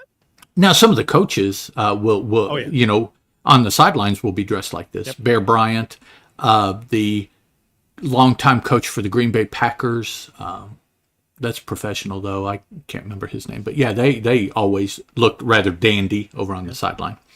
But yet, Kent is talking to the coach, and the coach is really talking up the young man. But Kent perhaps isn't as positively motivated as the coach appears to be by what the young man is doing out on the field. I'm sorry, they do drop his name, so Clark. So the elder Kent, and I say that even not knowing the relationship based on this so far, but the elder Kent isn't too happy with what he is seeing Clark do, even though, according to the coach, Clark is doing marvelously. I mean, it's a wonderful thing to behold. The football team's not happy, but the fans and the cheerleaders are happy. So you're seeing this this divide between how people are taking. Even Clark himself seems pretty happy when he's being tossed around in the air like this. So. The elder Kent, not so much. No. So we get to the next page, and we definitely see everybody's happy. The team just won because of Clark. Clark gets invited to go celebrate, and the elder Kent, which now Clark refers to as Pa. So this is Clark's dad, Pa. He tells Pa, well, I'm going to go out with the gang. We're going to go celebrate. And Pa's like, no, come on, we need to talk. And he's like, Clark tells him, well, can we do it after? And Pa's like, no, we do it now. So, and not just the gang. This is where we meet Lana Lang. Yeah. This might be her only appearance in this issue, though. One of Superman's many LLs that he gets involved with. Yep. So, something is going on. Pa is upset, wants to talk to Clark away from everybody. So they get in the car and they traipse off. You see that Pa has a quote-unquote secret. Not necessarily a secret, but just something that he hasn't told Clark that at this point, I guess because what he saw on the football field, he wants Clark to know. So they get in the car, they drive out somewhere. This quote-unquote secret is such that Pa Kent has gone to a lot of trouble to maintain no one else knowing what he is going to tell Clark. He's put a lot of time and effort into not just keeping this away from Clark, but keeping it away from everybody so that no one, maybe even if Pa has a female companion, Clark's mom, maybe she doesn't even know about it potentially. I mean, it's a big thing that he has kept hidden away from everybody. So they go out in the North 40 part of the farm that Pa has, and he takes Clark to this big wooden trapdoor. Is what it looks like. Tells him to lift it, and looking at it, it's like, this is where's the machine that you have to use to do this? But he tells Clark, "Now go ahead. You're plenty strong enough to do this." And Clark lifts the trap door like off of a big hole in the ground, and in the ground is the spaceship that we saw Jor-El launch when Krypton exploded. Open, the black pearl crash is open. There's nothing in it, maybe some machinery that you see inside. And for those of you, this is like international sign language for machinery. This is, yeah. On the podcast, you won't be able to see that. But as I was talking, So I'll try to remember that. Oh, okay, yeah. I don't know a lot of sign language, but, some things. The spaceship. So Pa is going to tell Clark something about the spaceship. We know the spaceship is the same one that the baby left Krypton in. So this is the baby grown up 17 years later, trying to connect some dots here. So Pa tells him he doesn't give a time frame, does he? No. Just says years ago. Oh, I should have told you years ago. And then he goes with the story. It all began late one night. So we don't know. I'm saying about 17 years because of the age of I think Clark as we see it. Mike's Amazing World of Comics, I feel like he put almost like a timeline together for these 6 issues. And I think he puts this at 18 years. Okay, could be. Just it's Clark's senior year. I was 17 when I graduated high school, but I have a summer birthday, so he could be, right. Some people are 18 when they graduate, some are 17. Now, something to keep in mind, okay? I don't know. I'm pretty sure it was the same way in 1986. Football is a fall sport. Oh, yeah. So it goes from August to January of a given year. The school year goes from August till, April, May of the next year. So the end of the football season, roughly, which is when all of this is occurring, is late fall, early winter of 1 year. So keep that in mind, because I had a question about something here. Yeah, we'll definitely talk about that when we get to it. Later on. I know exactly what you're thinking. Pa Kent goes into the story. There was a storm. There was a big tornado, and your sister and her dog disappeared. Or no, that's a different story. Sorry. There's a storm, and we saw, this flash of light. Could have been lightning, whatever. But we went to check it out, and we found this ship, this thing that you're seeing down here in the hole. And actually, apparently, when it crashed into the earth, this is probably the hole that it made. He just made a cover for it, so it is still where it ended up. So he and Pa and Ma, we now find out that there is a Ma.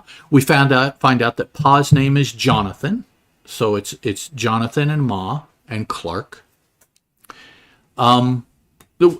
Jonathan and Ma went out to investigate. This flash of light seemed like something came down, something crashed. So they went to check. Ma's name is Martha. So now we have Martha and Jonathan and Martha! Clark. Martha. How do you know that name? Kind of a pat name, Martha, but yeah. Okay. Okay. What is that from? I don't know what that's from. Is it Batman versus Superman? Batman. Oh, that's right. Where they both have the They both have a mom named Martha. Yeah. How do you know that name? Yeah, he was already off his rocker to begin with there. Yeah. So they're checking out the ship, and both of them get down into the crater, close to the ship. Jonathan gets close enough that the ship starts to move and change, like it's jello-y, melding, molding, moving, kind of the black pearl crash part. But now these two panels kind of are a little confusing, because you see one, Jonathan, and then you see Martha. It's almost like Jonathan stepped up and the ship started doing some stuff, and he stepped back and Martha stepped in front of him, because it looks like she's almost in the same place, but whatever. And the black pearl opens up, and it's a baby attached to all of this. Let's see, how did I do it? Mechanical stuff, like this, all this, mechanical in there that we saw. Gooey junk. So Martha reaches in, births the baby, in essence. We don't see if he's, hawking or spewing mucus. There's no umbilical that we see that has to be cut and clamped off because he'll bleed to death. It's a very easy birth, I guess, is what I'm getting at as births go. Yeah, I'm assuming all that junk around him were probably acted as the umbilicals, and maybe they're just designed to just detach. Fall away when he gets old enough. Yeah. Okay. So she lifts the baby out. Jonathan is a little hesitant. He's up on his sci-fi. Yeah. He tells her, now you be careful, Martha. We don't know the baby came from Earth. He could be some kind of Martian. So let's see. If this is 86 and Clark is, we'll say 18. So that's 76, 68. So it'd be 1968. Yeah, I guess Martians were still a thing. I think of them more in like the 40s and 50s. But so and she is holding the baby in such a manner that a very motherly manner, and she takes offense. He's as human as you or me, she says, as she gets out of the crater here, cradling the baby. They both jump in the car and they take off. So basically they assume that this is a rocket that originated on Earth, that somebody, possibly the Russians, put a baby in a rocket, sent it into space, and then it crashed in Kansas. But of course, like you said, Jonathan brings up the idea that it could be alien, and Martha just dismisses, just pushes, no. It's more feasible that the Russians would put a baby on a rocket. Then it's a Martian. And I feel like later on, it might even be in this issue, I feel like there's a point, maybe 6th issue, where Clark talks about how he had always assumed that story, that he was, as a baby, put in a rocket by the Russians or somebody and sent up into space. And I find that kind of funny that, because I feel like all the original origins, any origin that has been told up to this point, they just know that he's an alien because he's in a rocket ship. Okay. Whereas here, the idea that he might be not of Earth that's just a ridiculous concept, which, it is, but it's comic book. They don't know they're living in a comic book, but still. Right. This is their reality. Yeah. And just as a quick aside, there is a story out there about Superman called Superman Red Sun, wherein this whole scene occurs in communist Russia. Yeah. And we see what the new reality would be like if Superman, as a baby, had crashed in Soviet Russia.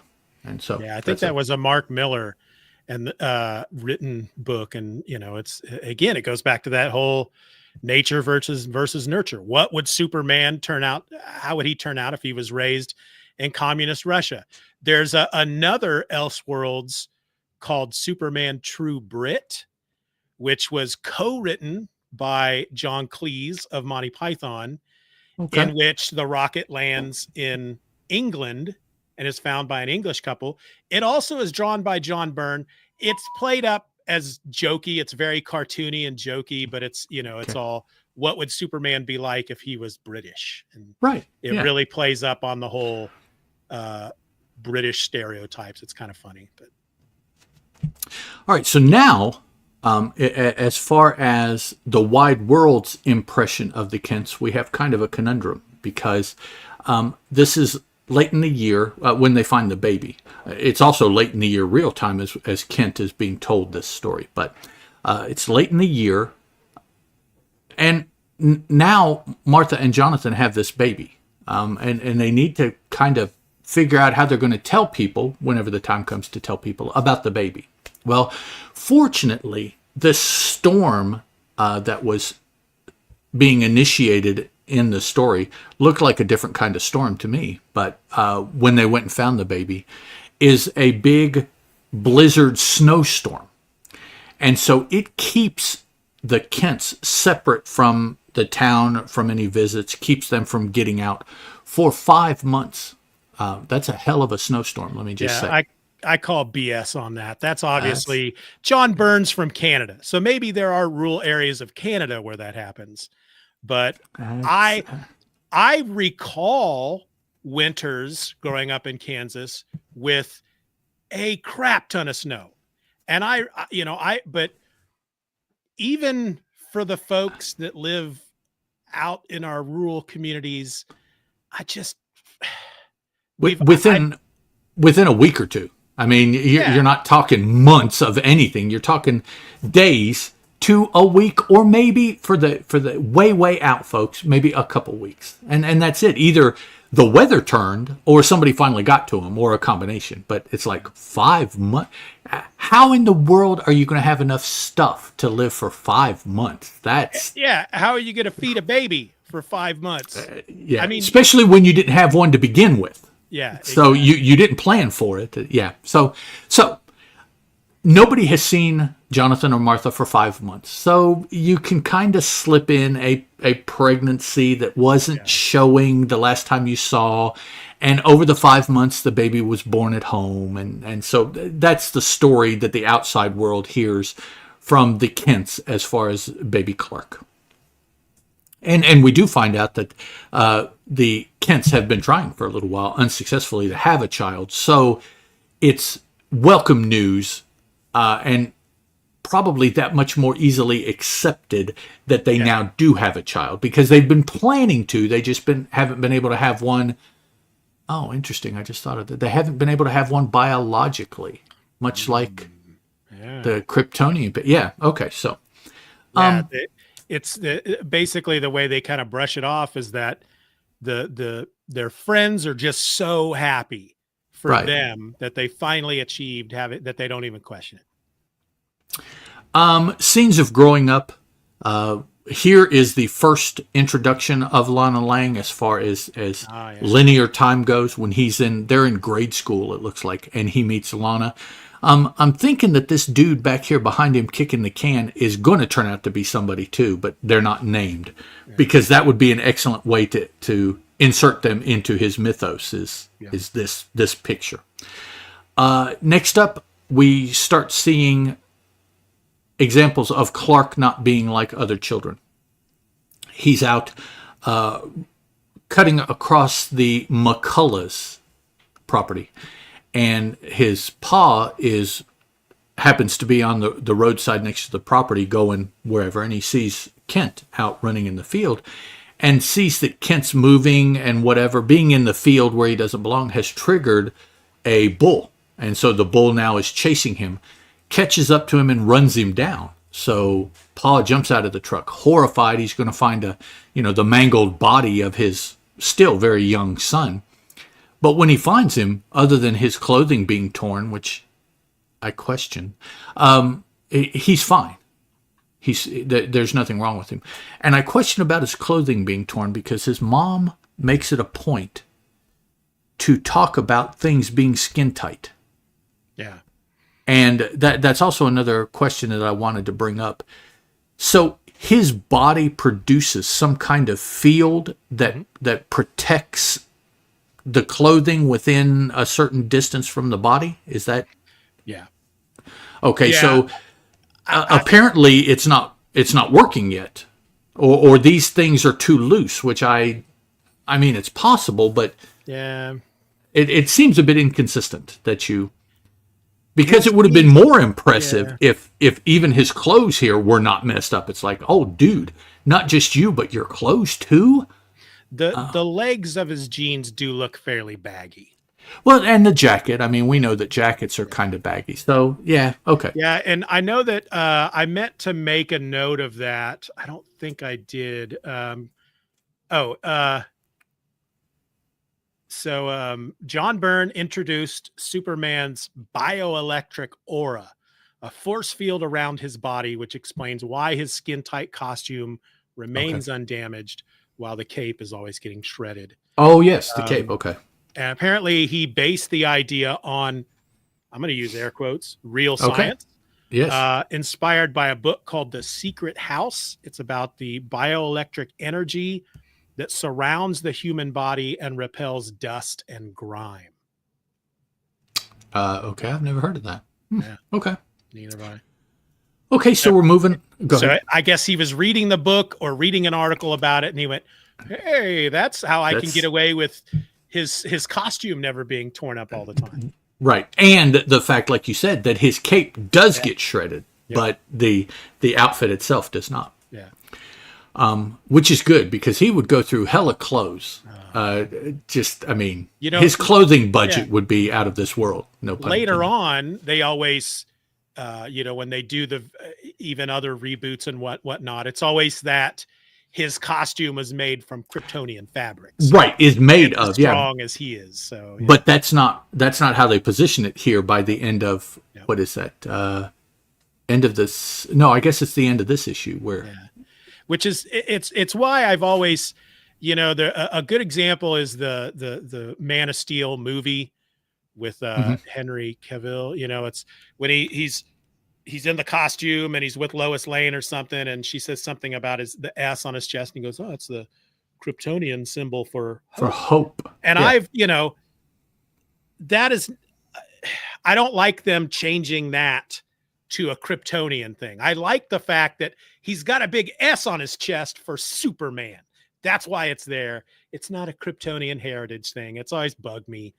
And I get it. It's hokey, I guess, in this day and age, in our modern age, for a superhero to put a big letter on their chest to say that this is the first letter of my superhero name. But that's what makes it iconic to me. And I don't know very many superheroes to ask, so right, exactly. Who knows that we wouldn't do that? Do it like a uniform and have your name across the back, or whatever. So we move on and we see more panels. Yeah, the next page is all panels about the differences between Superman and other kids. Kind of an iconic image, a play on an iconic image here where very young, grade school age, Kent is lifting a truck with one hand to reach under and get a ball from underneath. We have an example, the next panel, where he has his X-ray vision is manifest, and he is, obviously he's not high school age per se, but he's not the middle school age either. So he's now somewhere in between. So he has X-ray vision. He can see through walls. He's out playing with Rusty one day, not Crypto, but Rusty. None of us have a Crypto, but we all have had a Rusty. So, and he finds he's playing with Rusty, and Rusty gets excited and jumps up and almost knocks him down, except he doesn't fall. He kind of is in a situation where he, rather than toppling backwards, he kind of levitates, and then he realizes that he's levitating, and that by extension means he can fly. Yeah, I don't know, but he does. Have you ever read any of the Hitchhiker's Guide to the Galaxy books? Just the first one. Later on in the series, book 3, book 4, somewhere around there, this is a visual representation of how they describe flying. Because Arthur Dent learns how to fly, and I think he actually looks it up in the guide, and it basically says it's kind of like throw yourself to the ground and then forget that you're falling. It's like you just totally forget that what's anything that's happening around you, and then you'll just start flying. And that's kind of what happens here. And that's what happens to Arthur in the book. I think he falls off a cliff and he's freaking out about it. But for some reason, his mind starts to dwell on something completely different. And before he knows it, he's floating in midair. So you have to distract yourself. If you fall off a cliff, you have to distract yourself immediately and not focus on what's happening. And then you'll start flying. I don't know if it would work that way or not. Well, I would be afraid to check, actually. Right. So. Yeah, that's not a test I'm willing to take. Yeah, I think I would only be able to make the mistake one. And so it's, yeah. So we cut back to now. And the now is that the Jonathan and Clark's visiting of the origin crater is being subsumed by some huge storm that has rolled in while they've been talking. And Clark, I don't know why it has to be raining now. I don't understand that. Makes it more really dramatic. Okay. No, dramatic is actually this last panel down here. But Clark goes down into the crater to get a closer look at the spaceship, and he gets down there and he doesn't feel too well. He says he's weak, dizzy, and so he scrambles back up with the help of Jonathan away from the spaceship. Now, in one scene, we see a side or the backside of this spaceship, and there's something on the machinery. It looks like a web or an egg with tendrils holding it. Yeah. This is a piece of the planet where it struck the spaceship when it was leaving on the page of that planet explosion in the book. So that's my connection of what this is. So that means that this is either this is or it's a hole where the material is, but this is showing that kryptonite has made its way from Krypton's explosion to now on Earth. So this is now on Earth with Clark, and it affects him negatively.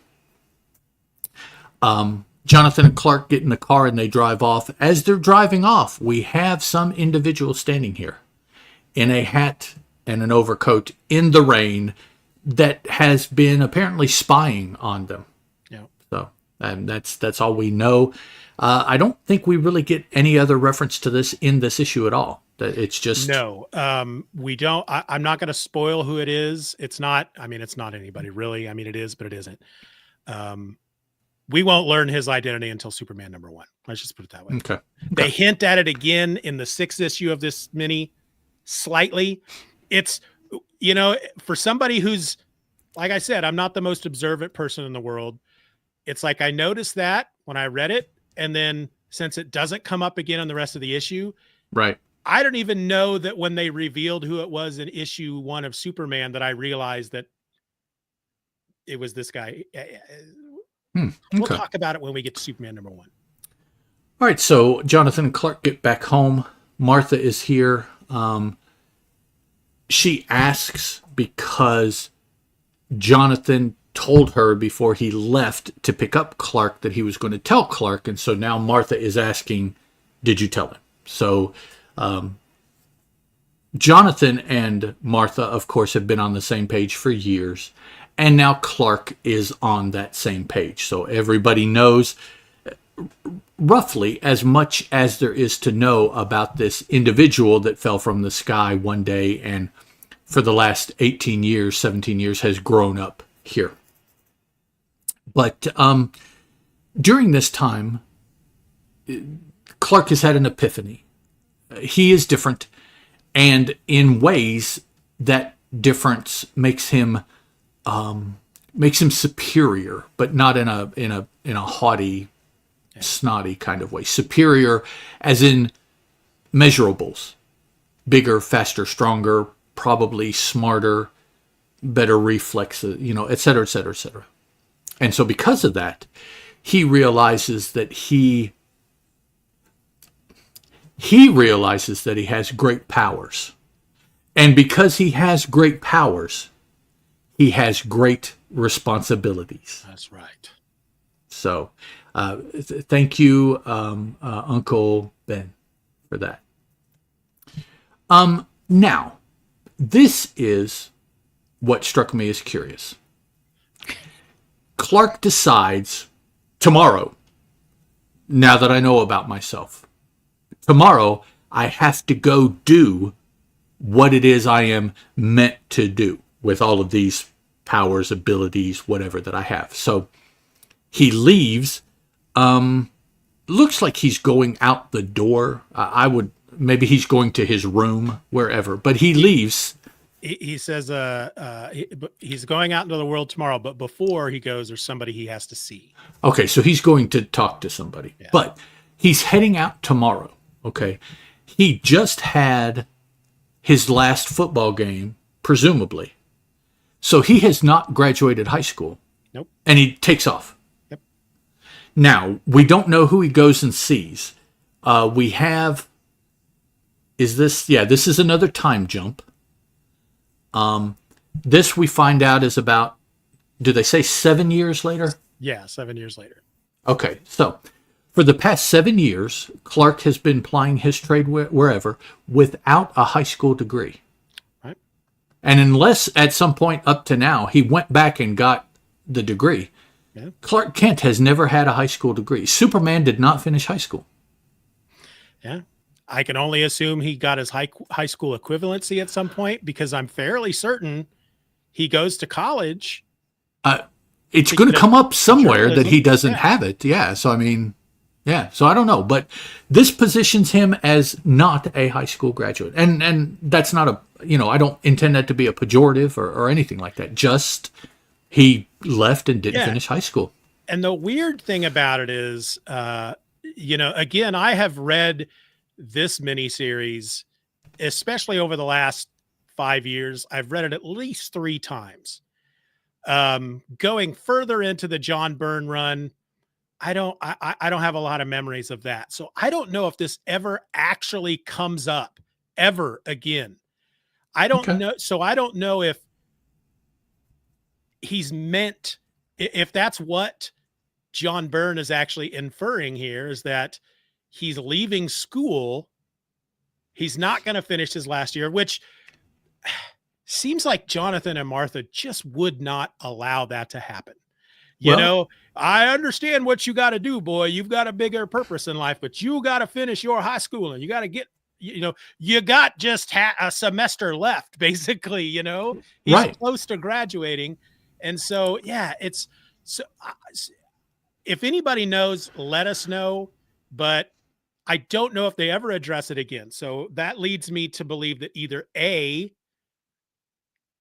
this is a horrible piece of storytelling that John Byrne forgot that Clark still had to graduate high school when he wrote this. Right. Or he is meant to have just said, you know what? I've got a bigger purpose in life.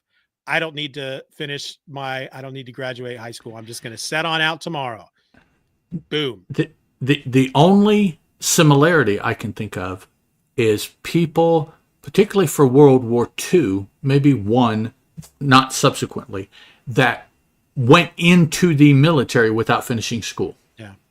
And I wonder if there is remotely some connection with the same type of mentality. He's going to go fight for what is right because he wants to party. No, I'm sorry. He's going to go fight just like the young men did potentially in World War II. They would sign up. They were 16. They never finished school. I'm sure a lot of them went and died just because of how many people died. But Superman doesn't. I just wonder if maybe he's trying to make some kind of connection like that, where he's left school to I don't know, to fight the good fight. It's a really weird, super rash decision that I just, again, I don't know if John Byrne just got it wrong or it's forgot weird. or whatever. I would love to know.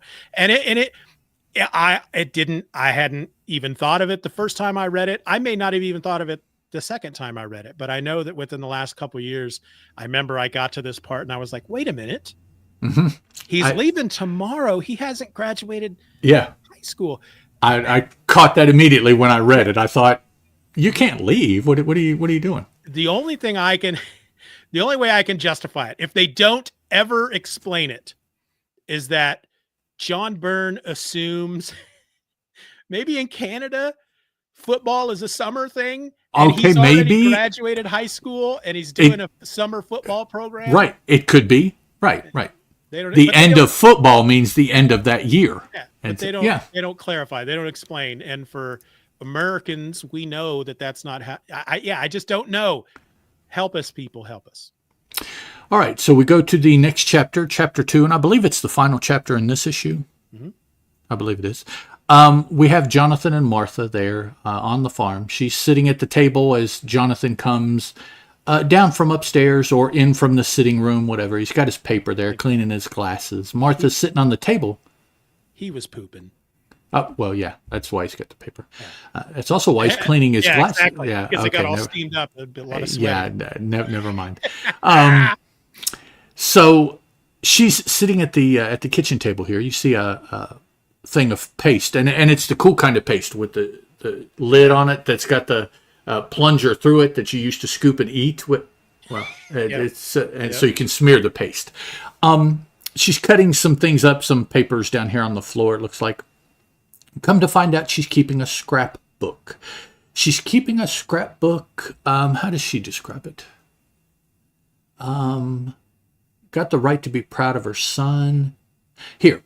The scrapbook of a strange old lady who likes to collect stories of disasters that didn't quite happen. Yeah, because Jonathan is like, if somebody finds that scrapbook, it's like they're automatically going to know, oh, well, your son must be an alien with superpowers. And right. You're keeping a record of all the things he does. Yeah. And she's like, well, no, these are things that almost happened. She's obviously the logical of the two of them. She's yeah. No, if somebody broke into this house and found this, they'd be like, oh, this lady is obsessed with disasters. You know? We see the scrapbook, and we have several bylines. Yeah, what byline isn't the word I was looking for, but the word escaped me. Headline, yes, of different things that are happened, boats and earthquakes and disasters and bridges and things that didn't turn out badly because something miraculously happened. He raised the Titanic, and it's now in a museum. I saw that, but I didn't want to. I didn't want to land. I'm like, yeah, that's pretty cool. But no, okay. Anyways, so she goes to fix breakfast, and Jonathan finally has a chance to look at the paper. And the front page on this issue, which unfortunately we don't really have a date on it. That would have been cool to have, but you can't date the books too much or else, yeah. The headline says, Mysterious Superman Saves Space Plane. And, here is another time jump that you made reference to that was kind of subtle. We have pictures of the plane and then something kind of blurry that is meant to be Superman. And then Martha hears something upstairs in Clark's room, and Jonathan goes up there with, I don't know, looks like a piece of wood of some sort. I think it's supposed to be an axe handle. Why is there no head on it? Okay. And in his room is an older, right? Because we had high school age Superman who left and now is 7 years later. So he's in his mid 20s, 24, 25. And he is sitting in a chair in his room in the dark. And he is upset. It almost looks like he has turned evil, the way everything is set. But right? Yeah. He's sitting here, and Paul, Jonathan references him to make sure it's him because it's dark. He says, "Son?" ? And the person here that we know as Clark responds, "They wanted a piece of me, Pa. They all wanted a piece of me." Man, yes, 100 times, yes. That is exactly what it would be like. Yeah. I've been making Metropolis more or less my home base for about 3 years now, and Clark is telling the story. So now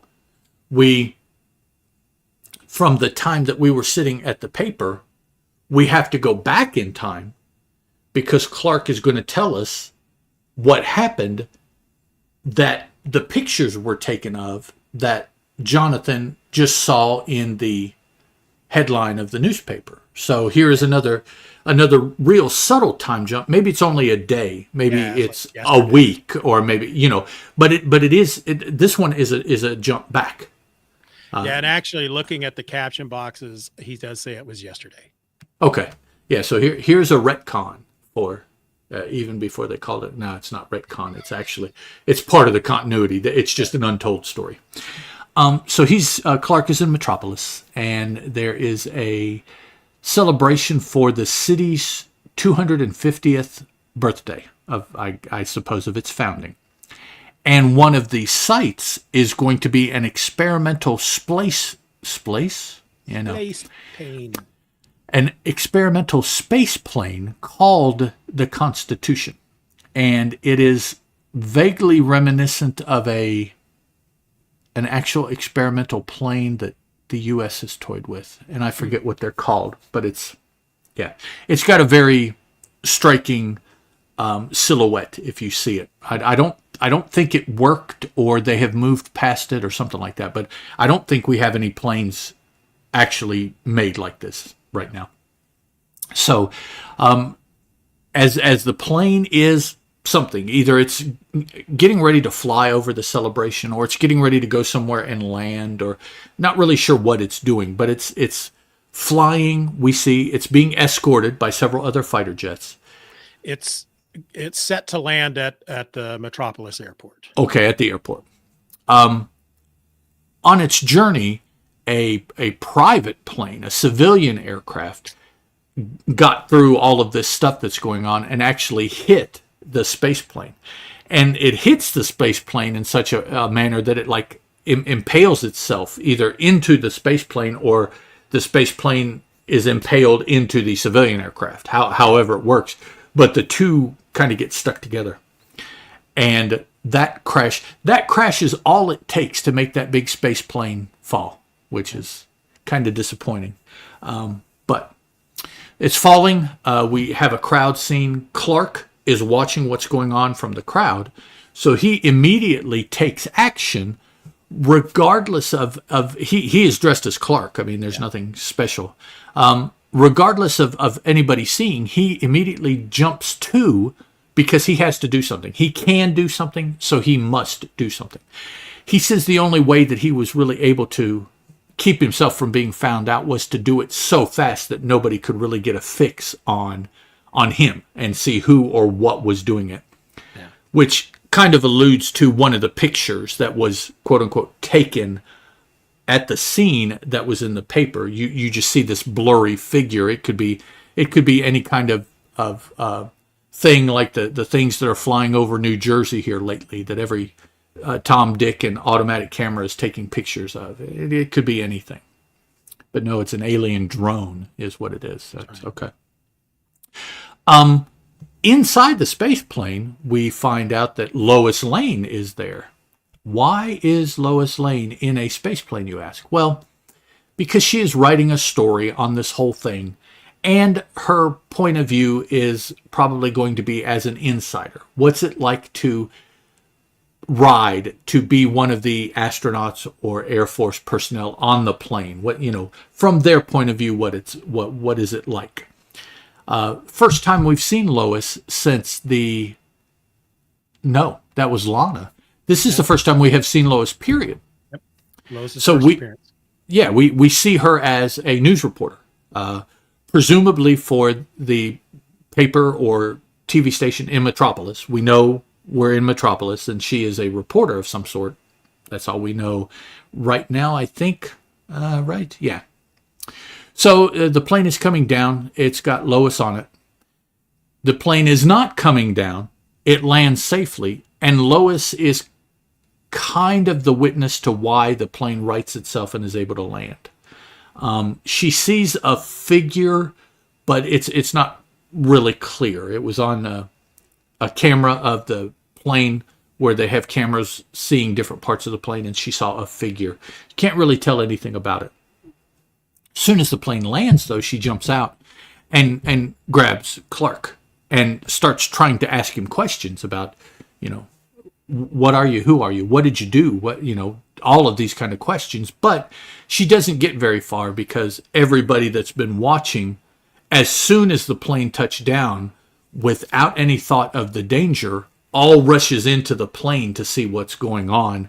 And so they rush Clark. And that is the moment that skewed the way he looks at things and caused him to react in such a way that he ran. We don't see him run, but obviously he ran away from it because now he's back home, bemoaning the fact that he could not be everything to everyone that they wanted him to be. And so, of course, automatically the question comes up, well, what do? Do you pick and choose? Do you not do anything?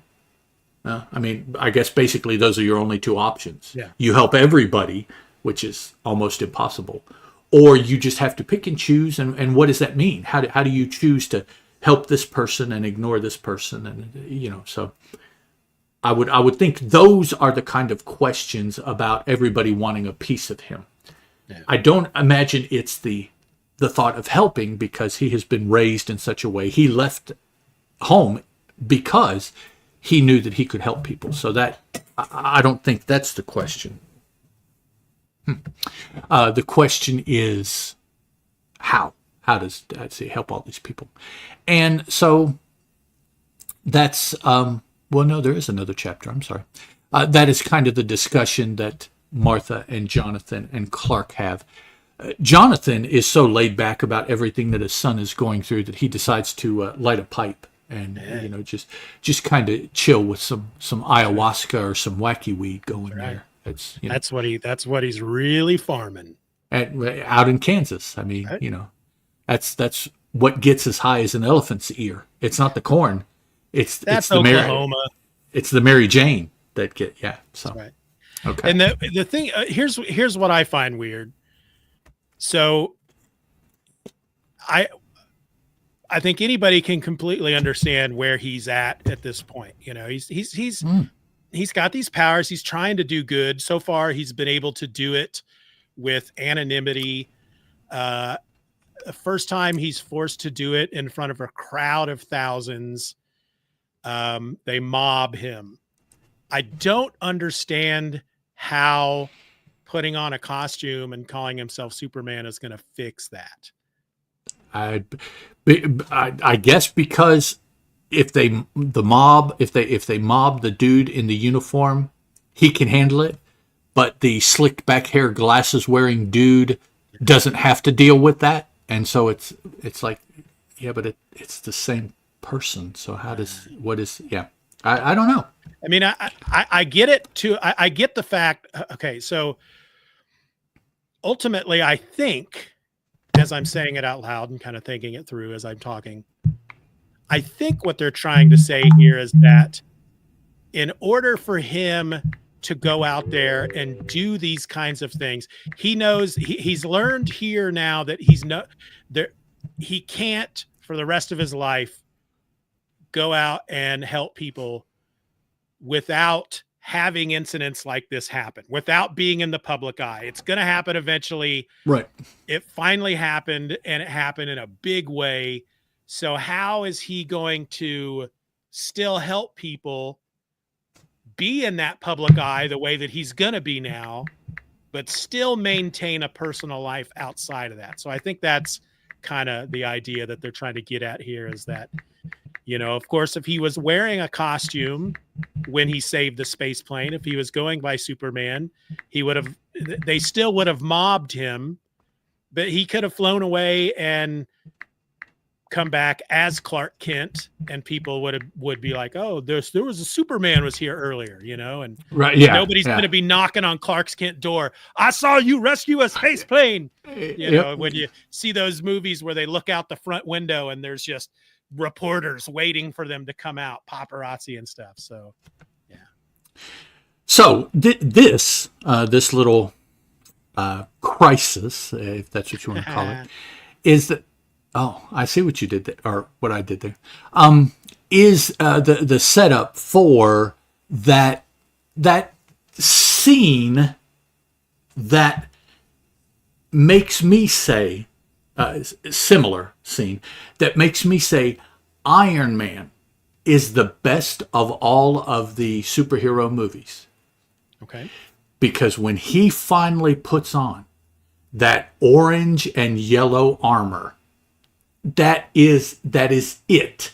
Everything else has been building to seeing the representation that you have wanted to be seeing the whole time. Yeah. That's what's happening in my mind, at least. That's what's happening here in Superman. We see, the baby and how he came to Earth and growing up and heading off, to sow his oats and no, it's too much. I come back home. I can't do it all. Now Jonathan and Martha, And I would have to say this is probably something that's been on Martha's mind more than just last night and today. She had a plan. Yeah. And you see her, she's sitting at a sewing machine and she's sewing on red material. Oh, here it comes. Okay. Clark walks in and he has it's not an applique, but it would be like a patch or they don't actually even give it a name, do they? No. Settled on a design, but it's the S, and it's like some sort of patch because she's going to sew it onto his outfit. He says he's got one for the front and back, and it is the S, and it's cool because it's just Clark in a t-shirt standing there holding just the S, and it's like, Yeah. I've never really seen it that way before. It's just to me this kind of demystifies it because it shows you that the S is just a thing. It's just it's just S, and so it takes away from the S on his chest, and it's like, no, this is just I like what this stands for, and I'm gonna put it on my outfit, like I wear a necklace or a chain. I'm gonna put this. So but it becomes an iconic symbol, the Superman with the S on his chest, and for me, as long as it remains an S and not a Kryptonian symbol for hope. For some reason that just bothers. I don't know. Yeah, why. you really, that's gotten your crawl there. Well, it's the same thing when somebody reboots a character, and I always use the Fantastic Four movie as an example. Mm-hmm. They tell the Fantastic Four's origin, but they have to tie in Doctor Doom's origin with it, and in the comic books, Dr. Doom was just a guy. It was just a bad guy who showed up every once in a while and then eventually became their greatest foe. Right. But when they're looking back at it in hindsight, they're like, you know what? If I was to tell this origin again, I would make Doom part of their life from the beginning. And for some reason I think sometimes it's done well. And then sometimes it just drives me crazy when they do that. Like, the Joker was always a part of Batman's origin. Lex Luthor was always a part of, the reason. Yeah. It's just, why can he not be a bad guy that just never went away? Right, What is wrong with that? Okay. So, Martha is sewing the first suit, and we now have seen the symbol. So now, that side of the persona, right, is kind of taken care of. We see where that's going. So now we have the other side of the persona, the side that so many of us make fun of. So Clark walks over to a mirror, and he's there next to Jonathan. Clark is combing his hair, and you can tell by the way he's doing it that he's combing it back, slicking it back. Jonathan has a set of glasses on, but you see that he's cleaning another pair of glasses. So automatically, if you have any knowledge prior to this of Superman, you know what's going on. You know where this is going. Yeah. So the next panel, we see Clark with glasses and slicked back hair. According to Jonathan, this and just walking with a little bit of a stoop is all Clark is going to have to do to be separate from Superman not having these things on and being in that yellow suit. That's all. He just put some glasses on, essentially, and people will be, well, for what, 80 years? Yeah, right. Yeah, 80 years. Completely confused. It absolutely works. And for the general public, I get that. I totally get it, because the general public, they're not hanging out with Clark Kent all the time, right? If you have no face-to-face contact, yes, that probably would work. Yeah, because the idea is also supposed to be that, I think they talk about this in a later issue, is that he tends to, when he is Superman and he's out in public, he moves really fast and sometimes will just kind of so he's always kind of showing up blurry in pictures and blah blah blah. He's got the John Cena thing going. For Lois Lane, however, because all right, so I'm the average person on the street. A guy mugs me. Superman catches the guy, brings my wallet back to me.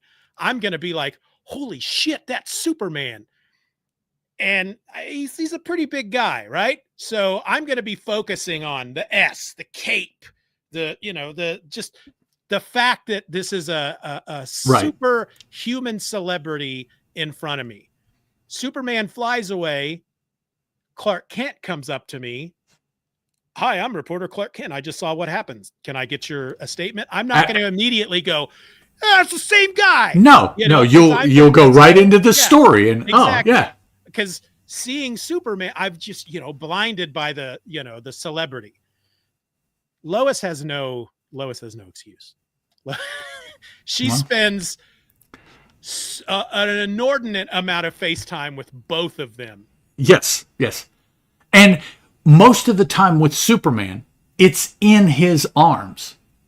Yeah. So she is very face to face with Superman. So now Clark, it's a compatriot that, but still rides a car with, rides a train with, in a plane, sees every day. Plenty of time to compare him to this man who she is always in his arms. Yeah. And since you've read issue 2 already, they really do kind of play with the fact for a bit that Lois doesn't really like Clark because of the way he scooped the story of Superman out from under her.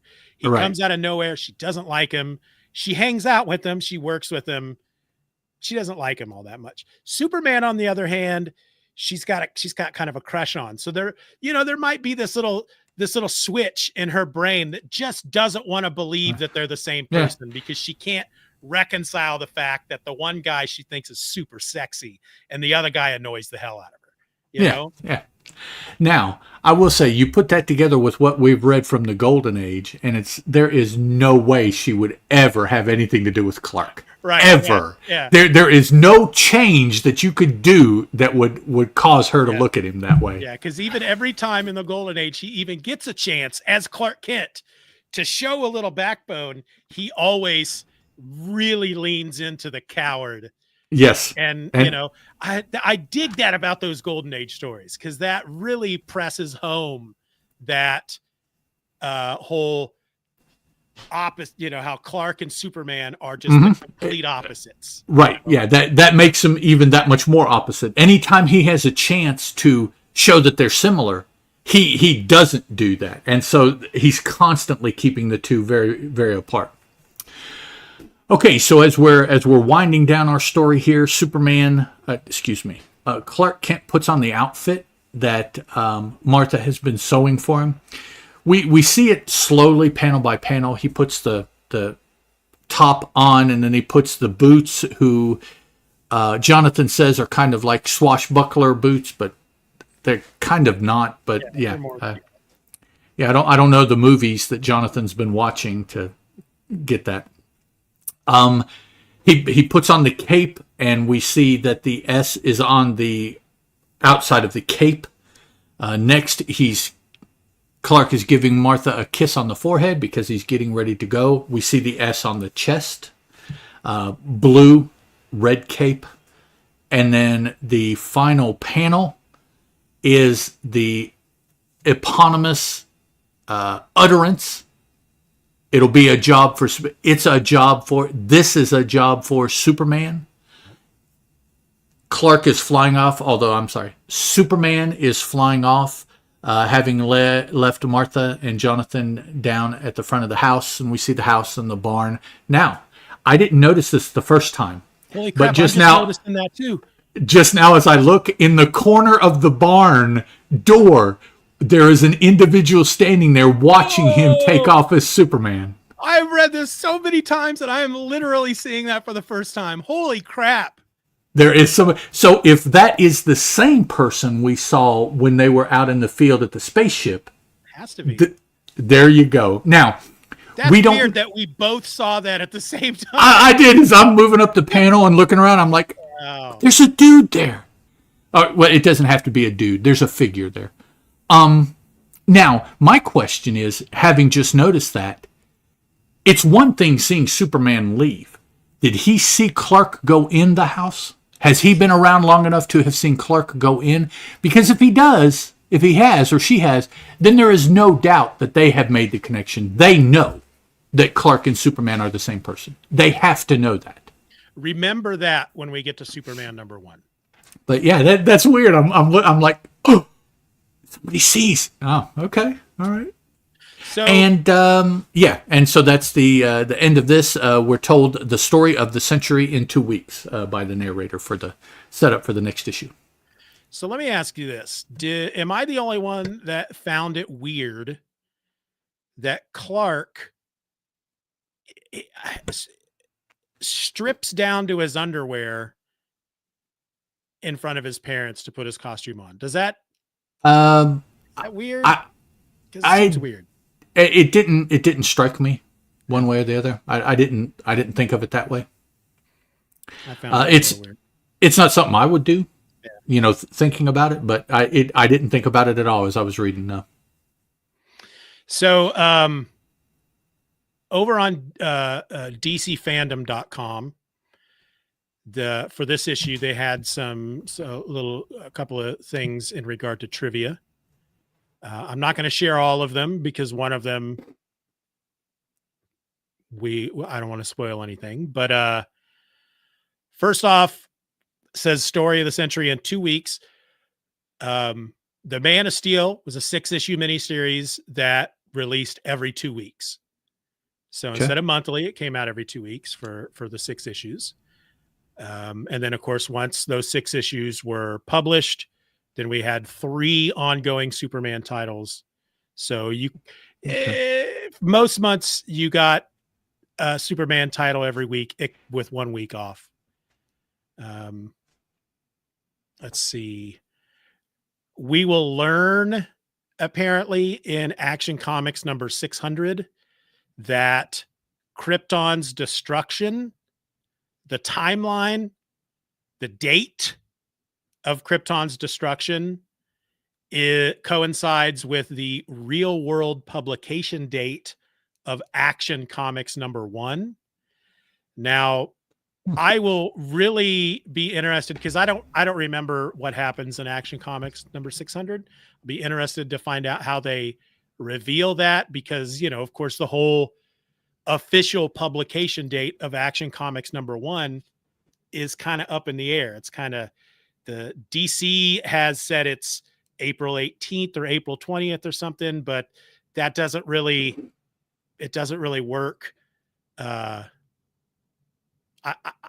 had done a whole podcast episode about it that was kind of a joke that I ended up taking down for one reason or another. But the official date, and because we launched the Superman Super Show to launch on that date, which again was April 18th or April 20th. But according to Mike's Amazing World of Comics, his theory was that the actual release date was in May.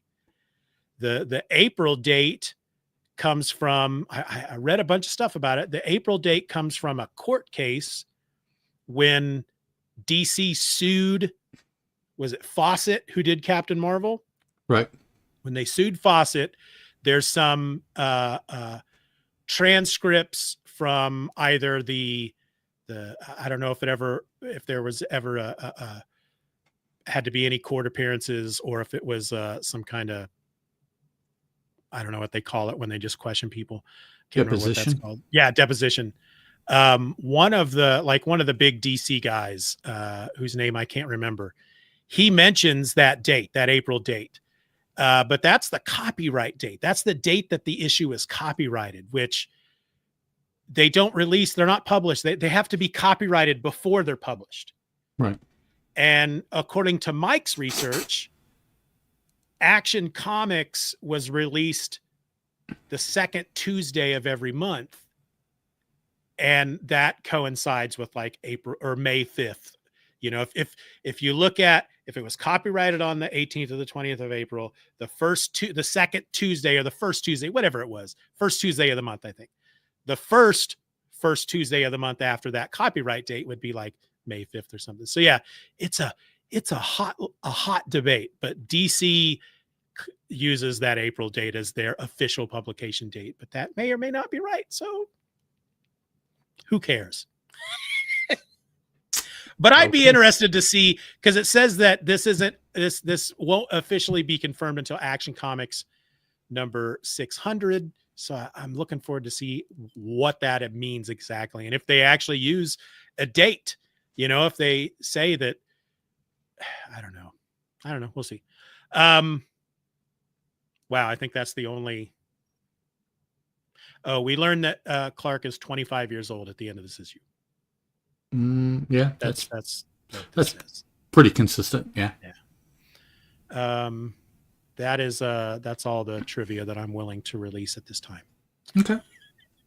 So you like this one? Yeah. It's very hopeful. It's very. It's not necessarily uplifting or anything like that, because nothing of that nature really occurs. But it is not dark or dour. It's not tongue-in-cheek. It's not, all of these other things that it could be. It is a hero accepting initially responsibility for being a hero and deciding that, yes, being a hero is what they want to do. And I find that, particularly now, a very hopeful beginning to a fiction. He wasn't born out of darkness, or it's not cool that his planet blew up and his parents are dead, but that's kind of heroic in that he has to overcome humble beginnings, let's say. And everything is very positive. There's not really a whole lot of questions that are thrown out there just based on this book. I think everything pretty much is there that you would need to have faith in the character and pick up the next issue and go on, continue learning about these. It's not the origin, it's the early years to me more than a true origin story. So I'm okay with that. You don't have to give me everything and tell me everything. I might have questions, but hopefully you'll have years to answer those questions. Yeah. It does everything that the first issue of a superhero comic book should do. Yes. Yeah. Do you have a favorite scene, favorite panel, favorite moment? Oh, the last panel of the book where he's flying off, and he is Superman. Anything that happened before that he did that people said, that final scene, that is what the final panel. Except for the little peeping Tom in the barn, that's kind of off-putting. Yeah, Superman. This is the story, the origin, all of it has to do with Superman, and we don't see Superman until that final panel, and it's like that is him. That is what I read the whole book to see right there, and that's why I am using that image in our podcast art. Okay, the Superman. That's a good one for me. Since you chose that one, I'm going to go with one panel. It's back when Jonathan is revealing the rocket to Clark. Mm-hmm. There's you have the page where they go out to the field and there's the big doors, and Clark moves the big door, and you see the rocket in the last panel, and then you turn the page, and Clark's reaction after growing up the way that he's grown up, right? He knows that he has powers beyond the abilities of everybody else. He's using them to win football games. Mm-hmm. And now he has been taken out into the middle of a field, shown a small rocket in a crater, and has been told by his father that this is where we found you. And his reaction is, "You mean I'm adopted?" And I find that so funny, because I would like to think if I was in that situation, I'd be like, I was in a rocket ship. You found me in a, what the hell was I doing in a rocket? Yeah, my statement would be found me. It wouldn't be adopted. It's Yeah, like, he does say found me, but he goes, found me? You mean I'm I'm adopted? adopted? Yeah. So It's it's like, like not only is he learning the secret of the fact that he may very well have come from outer space, he's learning for the first time that his mom and dad aren't his natural birth parents. right. Yeah. Yeah. So, kids who learn that they're adopted later, if it's not something, if it's something that the parents keep from the child until they feel they're old enough to handle it, imagine going through all that for the first time, but also imagine that you were adopted because you were found in the field in a rocket, Right. Yeah. We pulled you out of a rocket ship. Yeah. So that's my that's my favorite scene. It's either that or let's see where the very next page when Jonathan postulates that maybe it might be a Martian. I love Martha here because first of all, she's like, that is the dumbest thing you've ever said, basically, and then she's like, this is a baby who is shot into space by somebody. They obviously don't care about this kid. The baby is mine now. And she leaves you with the feeling that if anybody comes looking for this baby, they are going to get Martha's fist in their mouth. Absolutely. I'm going to punch him out. I'm going to get the shotgun from off the above the fireplace because they got one. And don't get between Martha and that baby. Right at that moment, you realize that's a mama and her cub. And you do not want to be in between. Yeah. And that's, I say it all the time. That is why Superman is my most favorite superhero. It's the fact that he's just a good person. And it's because of the way he was raised. And whenever you see, every once in a while, somebody wants to do one of these stories where it's like, Superman is the most powerful person on the planet. What if he went bad? Right. And it's like the only time that's ever going to happen is if somebody is messing with his brain, because that's just not he. I've talked about like have you ever read Kingdom Come? Yes. The Superman in Kingdom Come takes that whole I'm a good person thing to a whole nother level where it's almost like I'm the only one that knows how to do the superhero thing the correct way. And if you're not doing it my way, I'm going to lock you in prison. I don't like that version of Superman, but I like that he's a good person. And we'll talk about that a lot throughout these issues because there are little things he does here and there that just have always endeared me to that character. And it all starts with Jonathan and Martha. And the fact that he was raised in Kansas and not in Missouri. Oh, I'm glaring at the camera for those. Yeah, I was going to say I heard a tone there or something. It's it's an old Kansas Missouri rivalry. Apparently, yeah, dude. Yeah. All right. Is there anything else you want to say about this issue? No, I liked it. Looking forward to the rest of them, eh? Yep. All right, folks. In our next episode, Superman makes his grand debut in Metropolis as a costume superhero, taking on petty criminals and armed robbers while leaving everyone, including Lois Lane, in awe. But when Lois tries to land the scoop of the century, her daring tactics lead to unexpected consequences. How does a mild-mannered newcomer named Clark Kent manage to outmaneuver Metropolis's star reporter? Well, Ed and I are going to dive into all that and more as we discuss Man of Steel #2, the story of the century. Ed, you got any last thoughts before we wrap it up? I look forward to next issue. All right.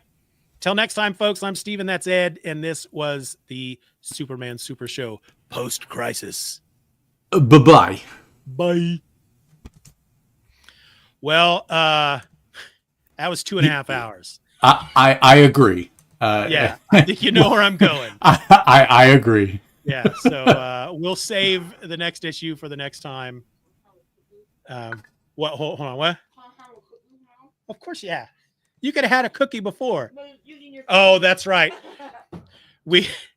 My daughter came home New Year's Day. She went out to. Oh yeah. Let's see. Ugh. It's a big tin of Nice. the Danish butter cookies. Oh yes. Okay. But it's like 3 levels of frickin' cookies. Yep. And I have my ring light so it can be behind my monitor. It's not tall enough. I had it sitting on top of the tin. I wanted the cookies. Yeah, Karen wanted some cookies, and she's like, "Can I get some cookies now?" All this time she has been waiting just so you Right. can have your damn light. Okay, Yeah. I got you. I was like, "Well, you could have come got cookies." No, your frickin' light's sitting on top of them. Oh yeah, that's right. Yep. Can't mess with, because we could see that light if it were moving. Yeah, exactly. Yeah. Let me save this while I'm thinking about it.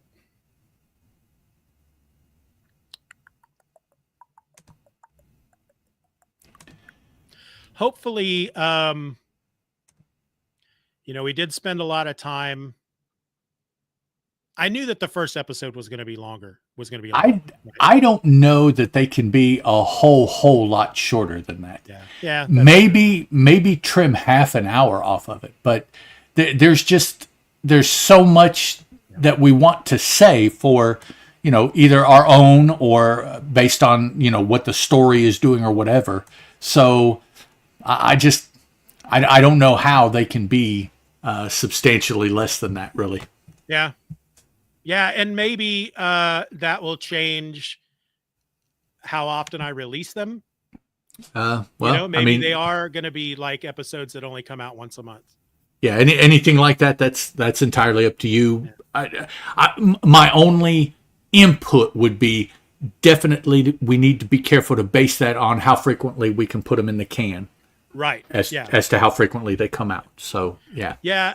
One of the things I was thinking of is that, because like I said, I'd like to have at least 6 of them done before any of them are released. Right. But we can always do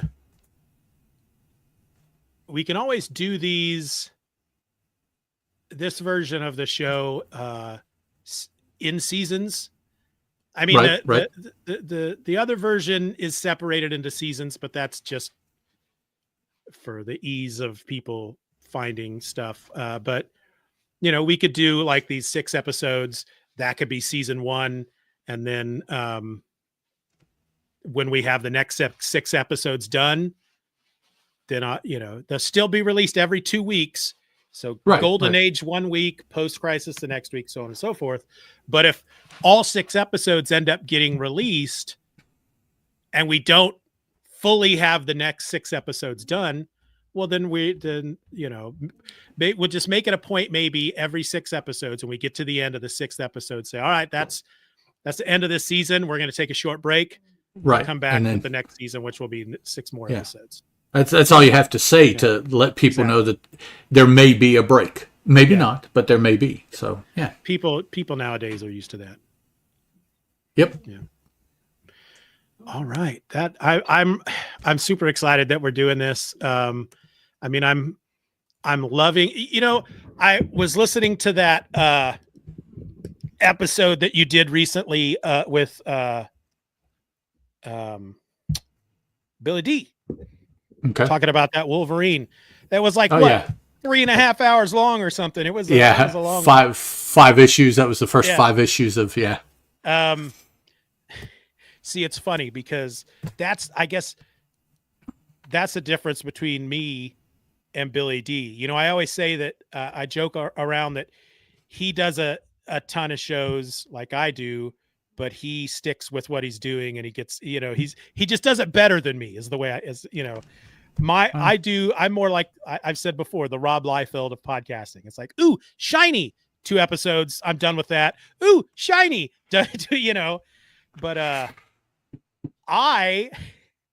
had we recorded a 3.5 hour episode talking about 5 different issues, I would have split that up into 5 episodes.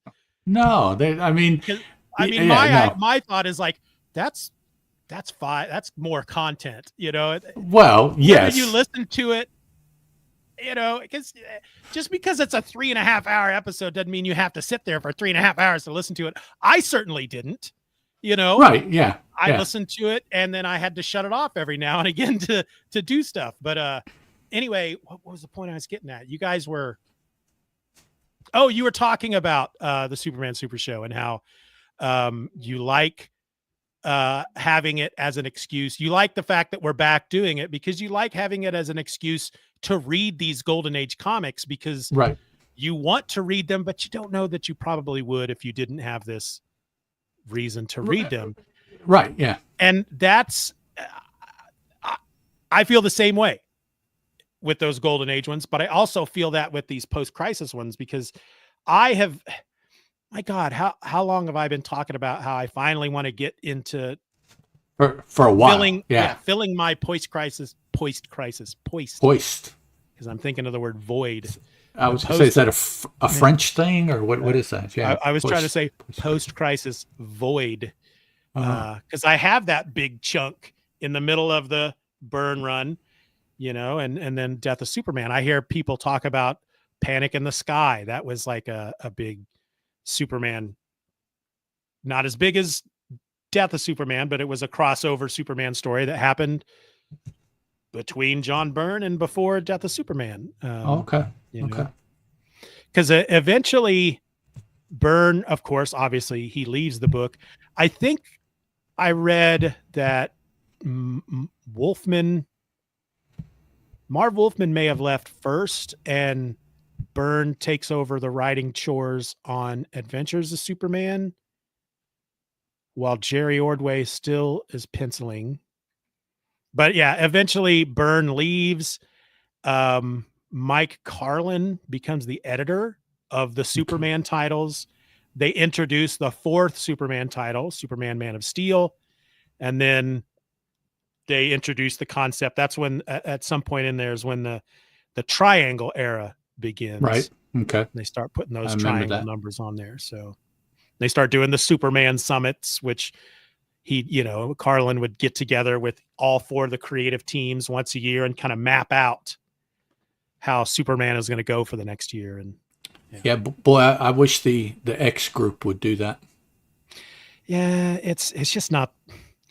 We're a couple of old fogies who it's just not like it used to be, No, it's not, and it doesn't even. There's nobody even trying to make it or keep it like that. I mean, it's just everybody has just veered off, and I use this all the time, but particularly with the X-Men, and it may be with other long-lived franchises as well, but with the X-Men, every other book I reads like somebody's fever dream fanfic, and I'm like, this is what you keep getting people to do, I mean, somebody has to see this, and nobody is like, ugh, that, how old are you? What are you trying to say? It just, it drives me crazy. Yeah, I haven't, I think the last time I read a new X-Men book that I just really enjoyed was Astonishing X-Men. Okay. Whedon and Mm-hmm. Cassidy. Yeah. But I've been kind of, I have all this stuff on my Kindle that I had started reading a long time ago. I have all these Peter David Hulk Visionaries. Mm-hmm. Okay. As the whole, Peter David was on the Hulk forever. And I started those a long time ago and then stopped reading them. I have, they have all these X-Men epic collections. Mm-hmm. But it's really weird. It's like there's one, they don't do those in order. I don't know why. It's so weird. No. And for the longest time, there's still a gap in there where the Jim Lee X-Men, mm-hmm. not the new title that he did, but Uncanny X-Men, when Jim Lee first comes on board and people are like, holy crap, freaking Jim Lee, where'd this guy come from? Yep. He was on Punisher. But an Alpha Flight.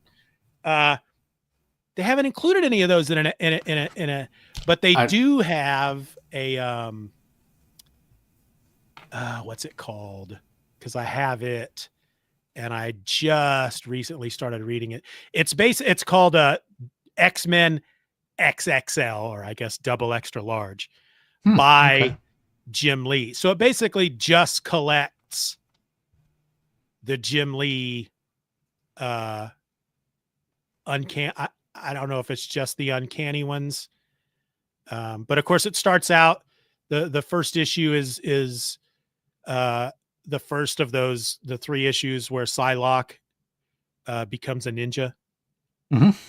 Oh, I guess it has. Okay, so it's got Uncanny X-Men 256 to 258, then 268 and 269, and then 274 to 277, and then X-Men 1 through 3.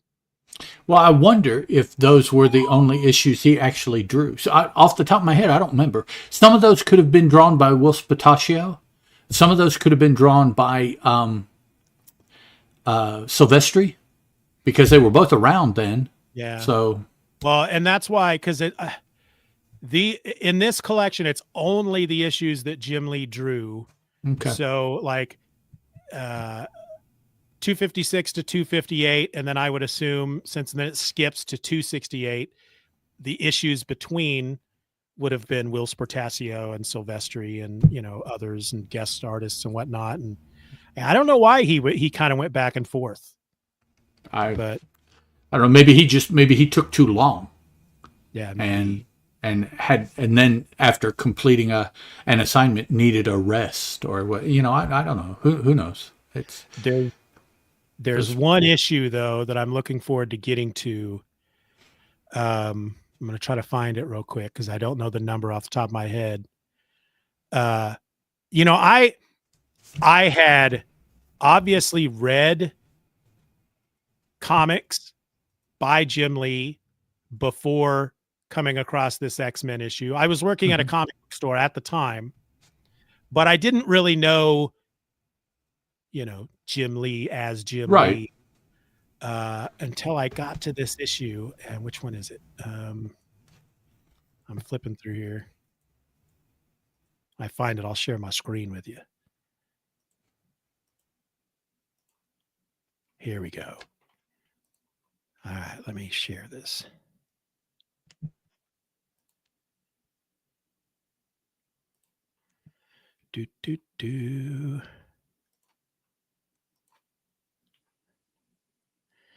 Uncanny X-Men number 275. Oh, okay. Where they're on Genosha. Yeah. And I remember because at this point I'm working at a comic book store. It's my second job. I was working overnights at a factory. And on comic book day, I had a key to the store. So I would leave my day job and the new comic books came by UPS. And oh yeah, look at that Wolverine. Oh wait. Yeah, no, that's not Genosha, is it? They're in space in that one. Yeah. I think they go to I think this is the beginning of when they go to Genosha, because there's a moment here. I feel like there's a panel of Wolverine in a sewer, or maybe that's, hey, I'm mixing two things up. Anyway, this was the issue that because our new books were delivered to the store by UPS, and the guy's route had it so he wouldn't deliver our books until like 3:00 in the afternoon or something. Okay. And the guy who owned the store was like, no, that's not good. We need the comics here before we open, because it's new comic book day. Right. And so he made a deal with the guy. If the guy showed up, the guy could be in the parking lot like an hour before we opened. And since I was getting off of work at my night job, I would meet the guy in the parking lot. I'd get the books. I'd go into the store. I'd turn off the alarm, and I'd sort all the books, put them in in the clubs and all that good stuff. But then it also got me a chance to see all the new stuff. And I remember flipping through this and getting to, I think it was that Yeah, Wolverine right there. Wolverine with Jubilee, and he's bent over. And I remember kind of going, holy crap, look at that Wolverine. And that's when I went, Jim Lee. I think that was the moment I went, who is the artist on this? Because a lot of times I normally didn't really care, especially with the Marvel and a DC book. If there were people that I recognized, because I just knew like that's a John Byrne or whatnot. But right. That was the moment I went, who is the artist on this? Jim Lee. He was born to draw Wolverine. So, yeah. But I need to go back and read all those Hulks, because I haven't gotten up to the Dale Keown stuff yet. And that's my favorite Hulk, despite what Dale Keown has become. What has he become? He's a comic skater. Oh, he's a right leaner. Yeah. I mean, I think he's an official member of Comicsgate. Is he really? I didn't know that. Yeah. I'm trying to stop the screen. Okay. Separate the art from the artist. Yeah. I've always normally been able to do that with everybody but Tom Cruise for some reason. My pat reply whenever just about anything, it's like, look, I want to read their comic book. I don't want them to marry my wife or my sister or my mother or, and I would be against all of that. But reading the story or looking at their art, whatever. And especially now when a lot of stuff like that, you're going to buy off the secondary market anyways. They don't get any money. So your argument of, well, you're just, no, I'm not, because they don't get the money for it. So yeah. And it's weird because I'm kind of torn on the issue. I'm kind of half and half, because stuff like this Hulk stuff, I'll read it and I'll enjoy it because it comes from a time when I didn't think of such things, I guess. Right. But I probably wouldn't read anything new that he put out. But sure, buy anything new and give him money because, I totally can understand that. So, all right, dude. All right, so 2 weeks from now, it's the 18th. Do we want to? I say 2 weeks from now, let's go ahead and do issue number 2. Okay. I'll take another look at the schedule of the Golden Age episodes as far as how far we are in the can. If we were to record these 6 episodes one at a time, 2 weeks at a time, what that's going to mean for our Golden Age backlog. Because we're not on any kind of timeline really for these episodes because nothing is launched yet. Right. Yeah. So whenever, you don't have a schedule per se for these. Right. But if we're able to record these first 6 episodes and still have 3 or 4 episodes in the bank of Golden Age, well, that I think that's what we should do. But if we need to pause after the 3rd issue, right, and do 4 more episodes or something of the Golden Age, that's what we'll do. I'm trying to be footloose and fancy free. No pressure. It's no.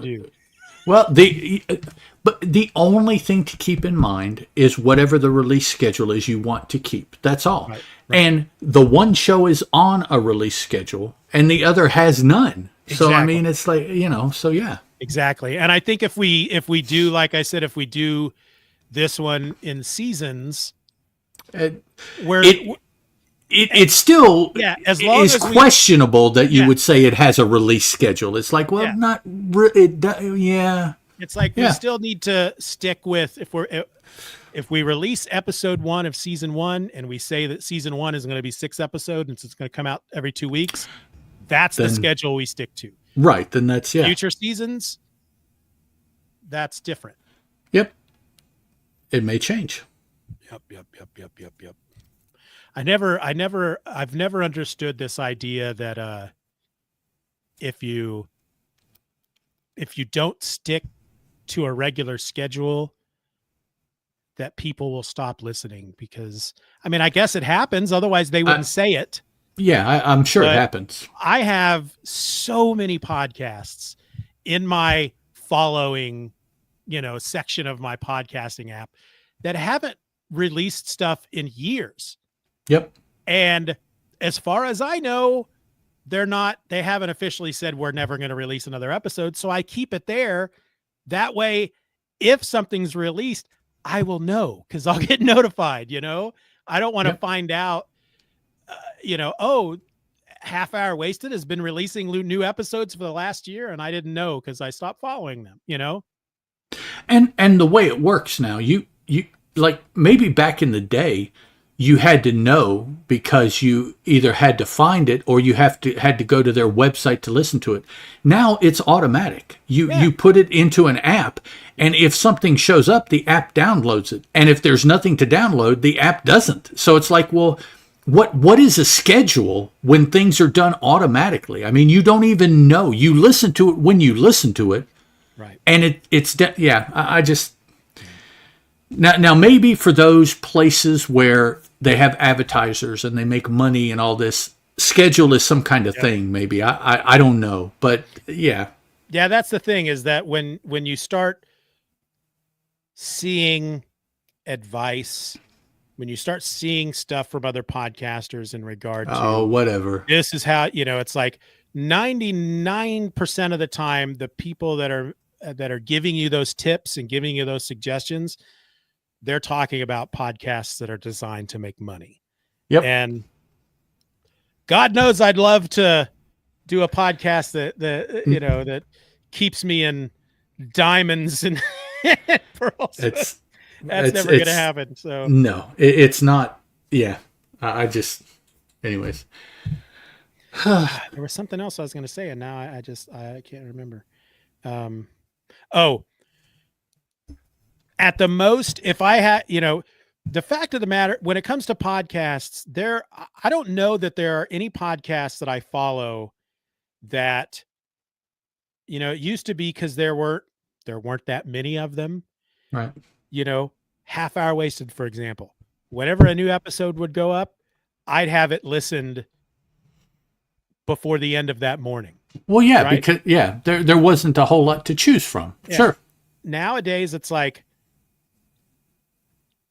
you put out an episode, it may be a couple of weeks before I get to it because I've got all this other stuff in my queue. So if you have a sporadic posting schedule, it just means that there's probably gonna be 4 or 5 episodes waiting for me by the time I get to your show. Well, and 2, how many times have you heard that people don't like to number their shows because in the future, it's not going to matter if one follows another, unless you're talking about something like that. But if each episode is a different topic, what difference does it make that one episode is 1 and 2 and 3 and 4? It doesn't matter. Yeah. So, now for people who are monetizing their podcast, apparently one of the things they really pay attention to is their listens or downloads or streams within like the first 24 and then 48 hours and then 70, it's like, I think I read something somewhere that was like, hey, do you get this many it was a really small number. It was like, do you get 50 or more downloads to a new episode within the first 3 days of it going up? If you do, then you're one of the you're like at a level where your podcast is more popular than a lot of others. Okay, you're at it's a like certain tier. Yeah. So I found that kind of weird. It's like, really? So I don't know. Because you got celebrities out there that have all realized that if they sit in front of a microphone and belt out a few episodes, over a weekend that they release once a week, they can make extra money off of that, and they're taking all our listeners. Well, no, yes, no, yeah. I don't believe that it necessarily works like that. If somebody wants to listen, they'll listen. If they want an excuse to not listen, they'll find that excuse. Exactly. They'll go play video games or read a book. Yeah. Whatever. Yeah. You don't need Conan O'Brien to steal your audience. No. they're not going to be there anyway. Yeah, anybody that listens to Conan probably doesn't listen to me anyway. So I don't, that's like what's his name, Joe Rogan.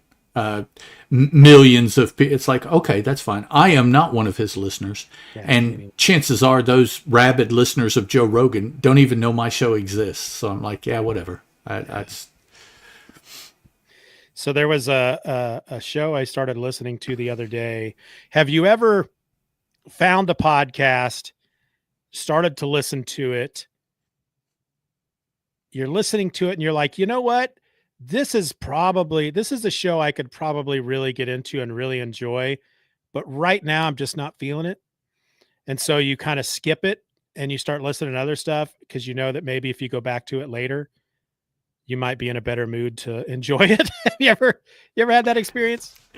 Every now and then. Usually I decide pretty quick if I want to stick with something or not. Now, I might not go back and listen to it for a variety of reasons, not necessarily because of it, but maybe just because there were other things that I definitely want to listen to, more than that particular show. But usually I'm pretty diehard. If I say no, that's it. There are too many shows. I'm not going to come back. Might not be fair. I might miss something good that I would like. Okay, I'm willing to eat both of those. Yeah. I mean, it is rare for me to do that because typically, like you, it's like I'll know within the first minute and a half if it's a show for me, and it's usually something like the person's voice. That just I'm like, nope, boop, and but.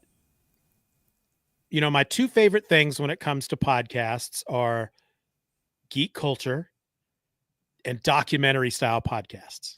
Okay. Most documentary style podcasts you're going to find out there is a true crime podcast.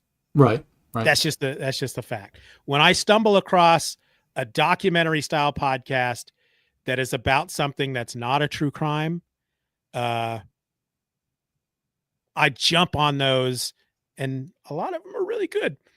And I think you're the one that actually pointed this one out to me. But I just listened to the first episode for the first time yesterday. It's from 2021. It's called Comic Con Begins: Origin Stories, San Diego Comic Con. Yeah. It's put out by Sirius XM. And I listened to the first episode. It was an hour long, and it's a documentary. But it was one of those that's like, yeah, I think I'd be really into this. I'm just not feeling it right now because it was basically just, you got the documentaries where the person who's doing the show, obviously they go out and they sit down with a bunch of people and they record a bunch of interviews. And then there's this narrative flow from the person doing the show that takes you through the story. And as part of that story, you're listening to bits of the story from the people that they've interviewed. Right. That's what I thought this was going to be. Cause it's just interviews from, right now, the first episode are all the people who basically founded Comic-Con. Who started it. Yeah. Yeah. But there's hardly any narrative from a single voice tying it all together. So it's just a bunch of voices, obviously they're not in the same room. And the very first voice you hear, so there's a woman who introduces it and she's like, we're going to take you through and blah, blah, blah, blah. Here is so-and-so. And we hear him talk for a couple of minutes.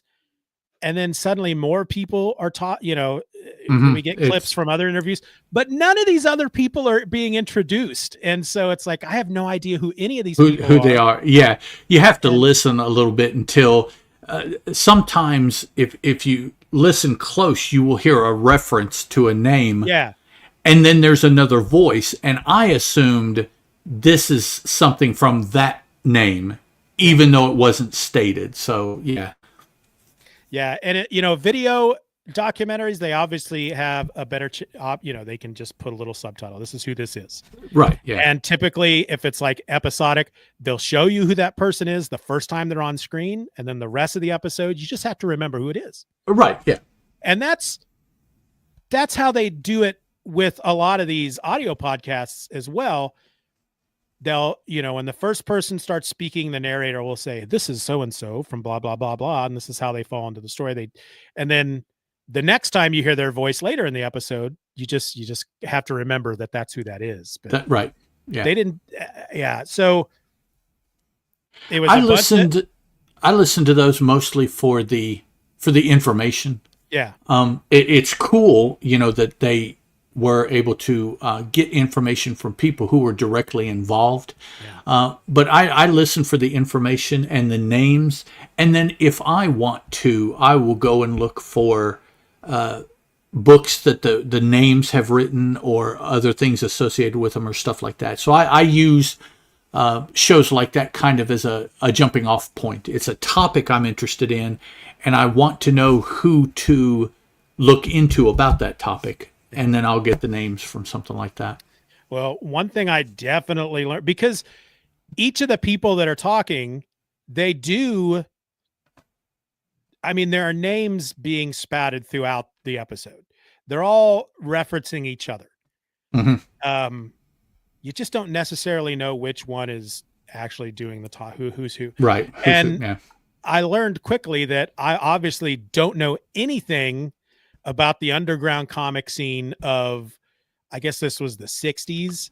Late 60s, early 70s, yeah. Yeah, I don't know any of these names. The only names, one of them referenced a poster they made for Jack Kirby. I was like, oh, Jack Kirby, I know that name. Okay. But yeah, so I listened to the first episode. I thought it was okay. I'll come back to it later because...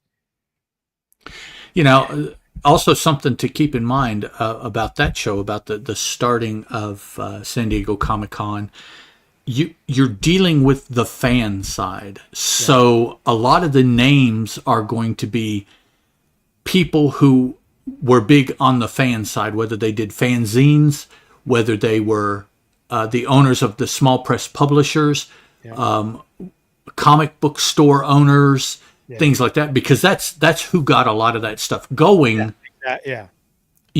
Because that's who got together, were the fans first, and then they got creators and the movies and all that crap. But first it was just fans, and not even necessarily just fans, but it was fans who were comic book shop owners, and they wanted a chance to sell more books. So between the fans and the shop owners, I have a good chance of selling my books because I know one of those two will want to buy them.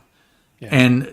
And after you do that, the one guy would do it 2 or 3 times, and somebody would start up another one, and it got very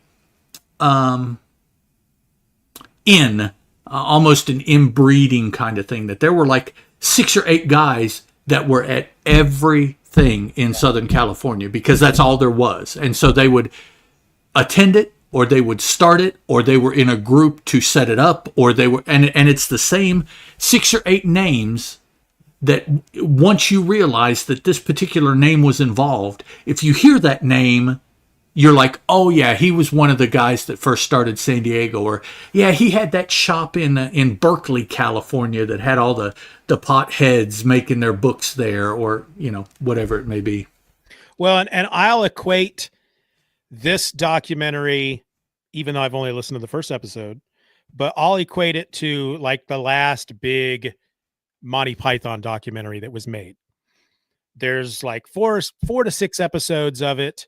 And the first episode is just all about the individual members of Monty Python before they met, their childhoods.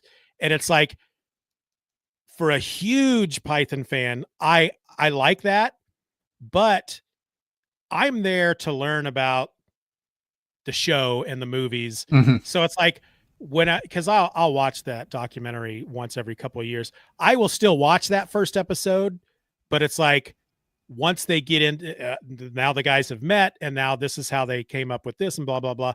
That's the stuff that I like more than. So that's what this first episode was more, because the Comic-Con hasn't started yet by the time this first episode ends. So it's all about these founders and who they were before. Right. Yeah. And, but it also gives you kind of the motivations behind why they would create something like this, so that kind of stuff is interesting, but I wasn't able to retain a lot of the names and information. But I think the further I go, the more repetition, the more the stuff will stick with you. But but what the thing is though, I put into my search comic book documentary, I think is what I just put in, and there's really nothing out there. Mm-mm. And I feel like I have to do something about that. Almost the closest that you would get, although it isn't even running now, would be aspects of cartoonist kayfabe. It was as close as most of the current podcasts get to any kind of documentary style. And even that was kind of a loose description of some of their episodes. So, yeah, the history of the whys and the wherefores of comic books is just not something I find that written all the time. Yeah.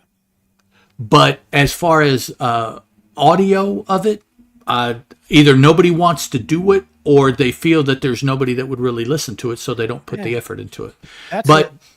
There's stuff written about that still all the time in magazines and in blogs and, so. Yeah, that's the one thing that's kind of stopped me from really doing anything like that, is because I don't know if, like you said, are there not a lot of them out there just simply because people don't want to do it, or is it because there's just no audience for it? I don't know which one. I would hate to think that there is no audience for it, but I certainly think there is audience. The audience is going to be older people. And unfortunately, it seems to not be something that younger people are interested in. Young people do not give a shit about history. Yeah. I don't know why, but that's across the board. The history of anything doesn't impact young people. History only seems to be an issue with a certain age demographic and older. Younger people, it doesn't apply to. They just don't give a shit about history of most stuff. I certainly didn't when I was a kid, and I didn't either. Yeah, now I'm like, I want to learn a lot about history. And right, I'm interested in why. I'm interested in how it started and everything. But yeah, once upon a time, I couldn't give a shit why people started San Diego Comic-Con, or I didn't care, But now, sitting next to my bed is a big ass 300-page book about that very thing. Yeah. So. Yeah, and if I was to ever do anything like that, I obviously wouldn't be doing any kind of documentary style that would have, a lot of different interviews, because interviews. When I even just sit down to think of how where would I even begin? B, how would I put that? It just it overwhelms me. But I think I could do something kind of like a Legends of the Old West podcast, where he tells the history of shit that happened in the Old West. Right. Yeah. But it's just him. You don't need interviews necessarily. Yeah. And and honestly, the whole, when I suggested us originally to do the death of Superman and call it Superman is Dead, I've been going back and forth for the last year. I've had that title in my head. Do I want to do like I was trying to do with Just Another Fanboy Presents the Death of Superman? Because I got like 20 episodes into that and then just stopped. Or maybe I should do it as a documentary style, one voice, where I just not just tell the story of what happened in the issues, but how it came, why we have the death of Superman, because I think that's a pretty interesting story. And, it's just a lot of research that has to be done for that kind of stuff. And Yeah. not a big fan of research. But I always, when I finally get the gumption to sit down and look up information and piece it together, when I put the first 2 episodes of Growing Up Geek together about Saturday morning cartoons, when I got all that written out, I was just like, oh, that feels so good. I made this. It all comes together. And then I give me something else to make, and then I'm like, never mind. I'm sleepy. Yeah. And then, it's like, I'm tired. Yeah. Then it's like 3 or 4 more months before I get that energy back. So yeah, that's the creative process. I hear full-time writers bitch about stuff like that all the time. That's why they say, if that's what you're going to do, you set aside a time every day and the same amount of time, and you do it every day like a job. Because if you don't, then you're going to be like, I've been sitting here 8 months and I have no ideas. Well, that's why you didn't train yourself to come up with ideas. And yeah, exactly. Back when I was writing, when I, self-published a couple of books, I woke up every morning at a certain time. I spent an hour writing. Yep. Then I got ready for work and went to work. Yep. Yeah. That's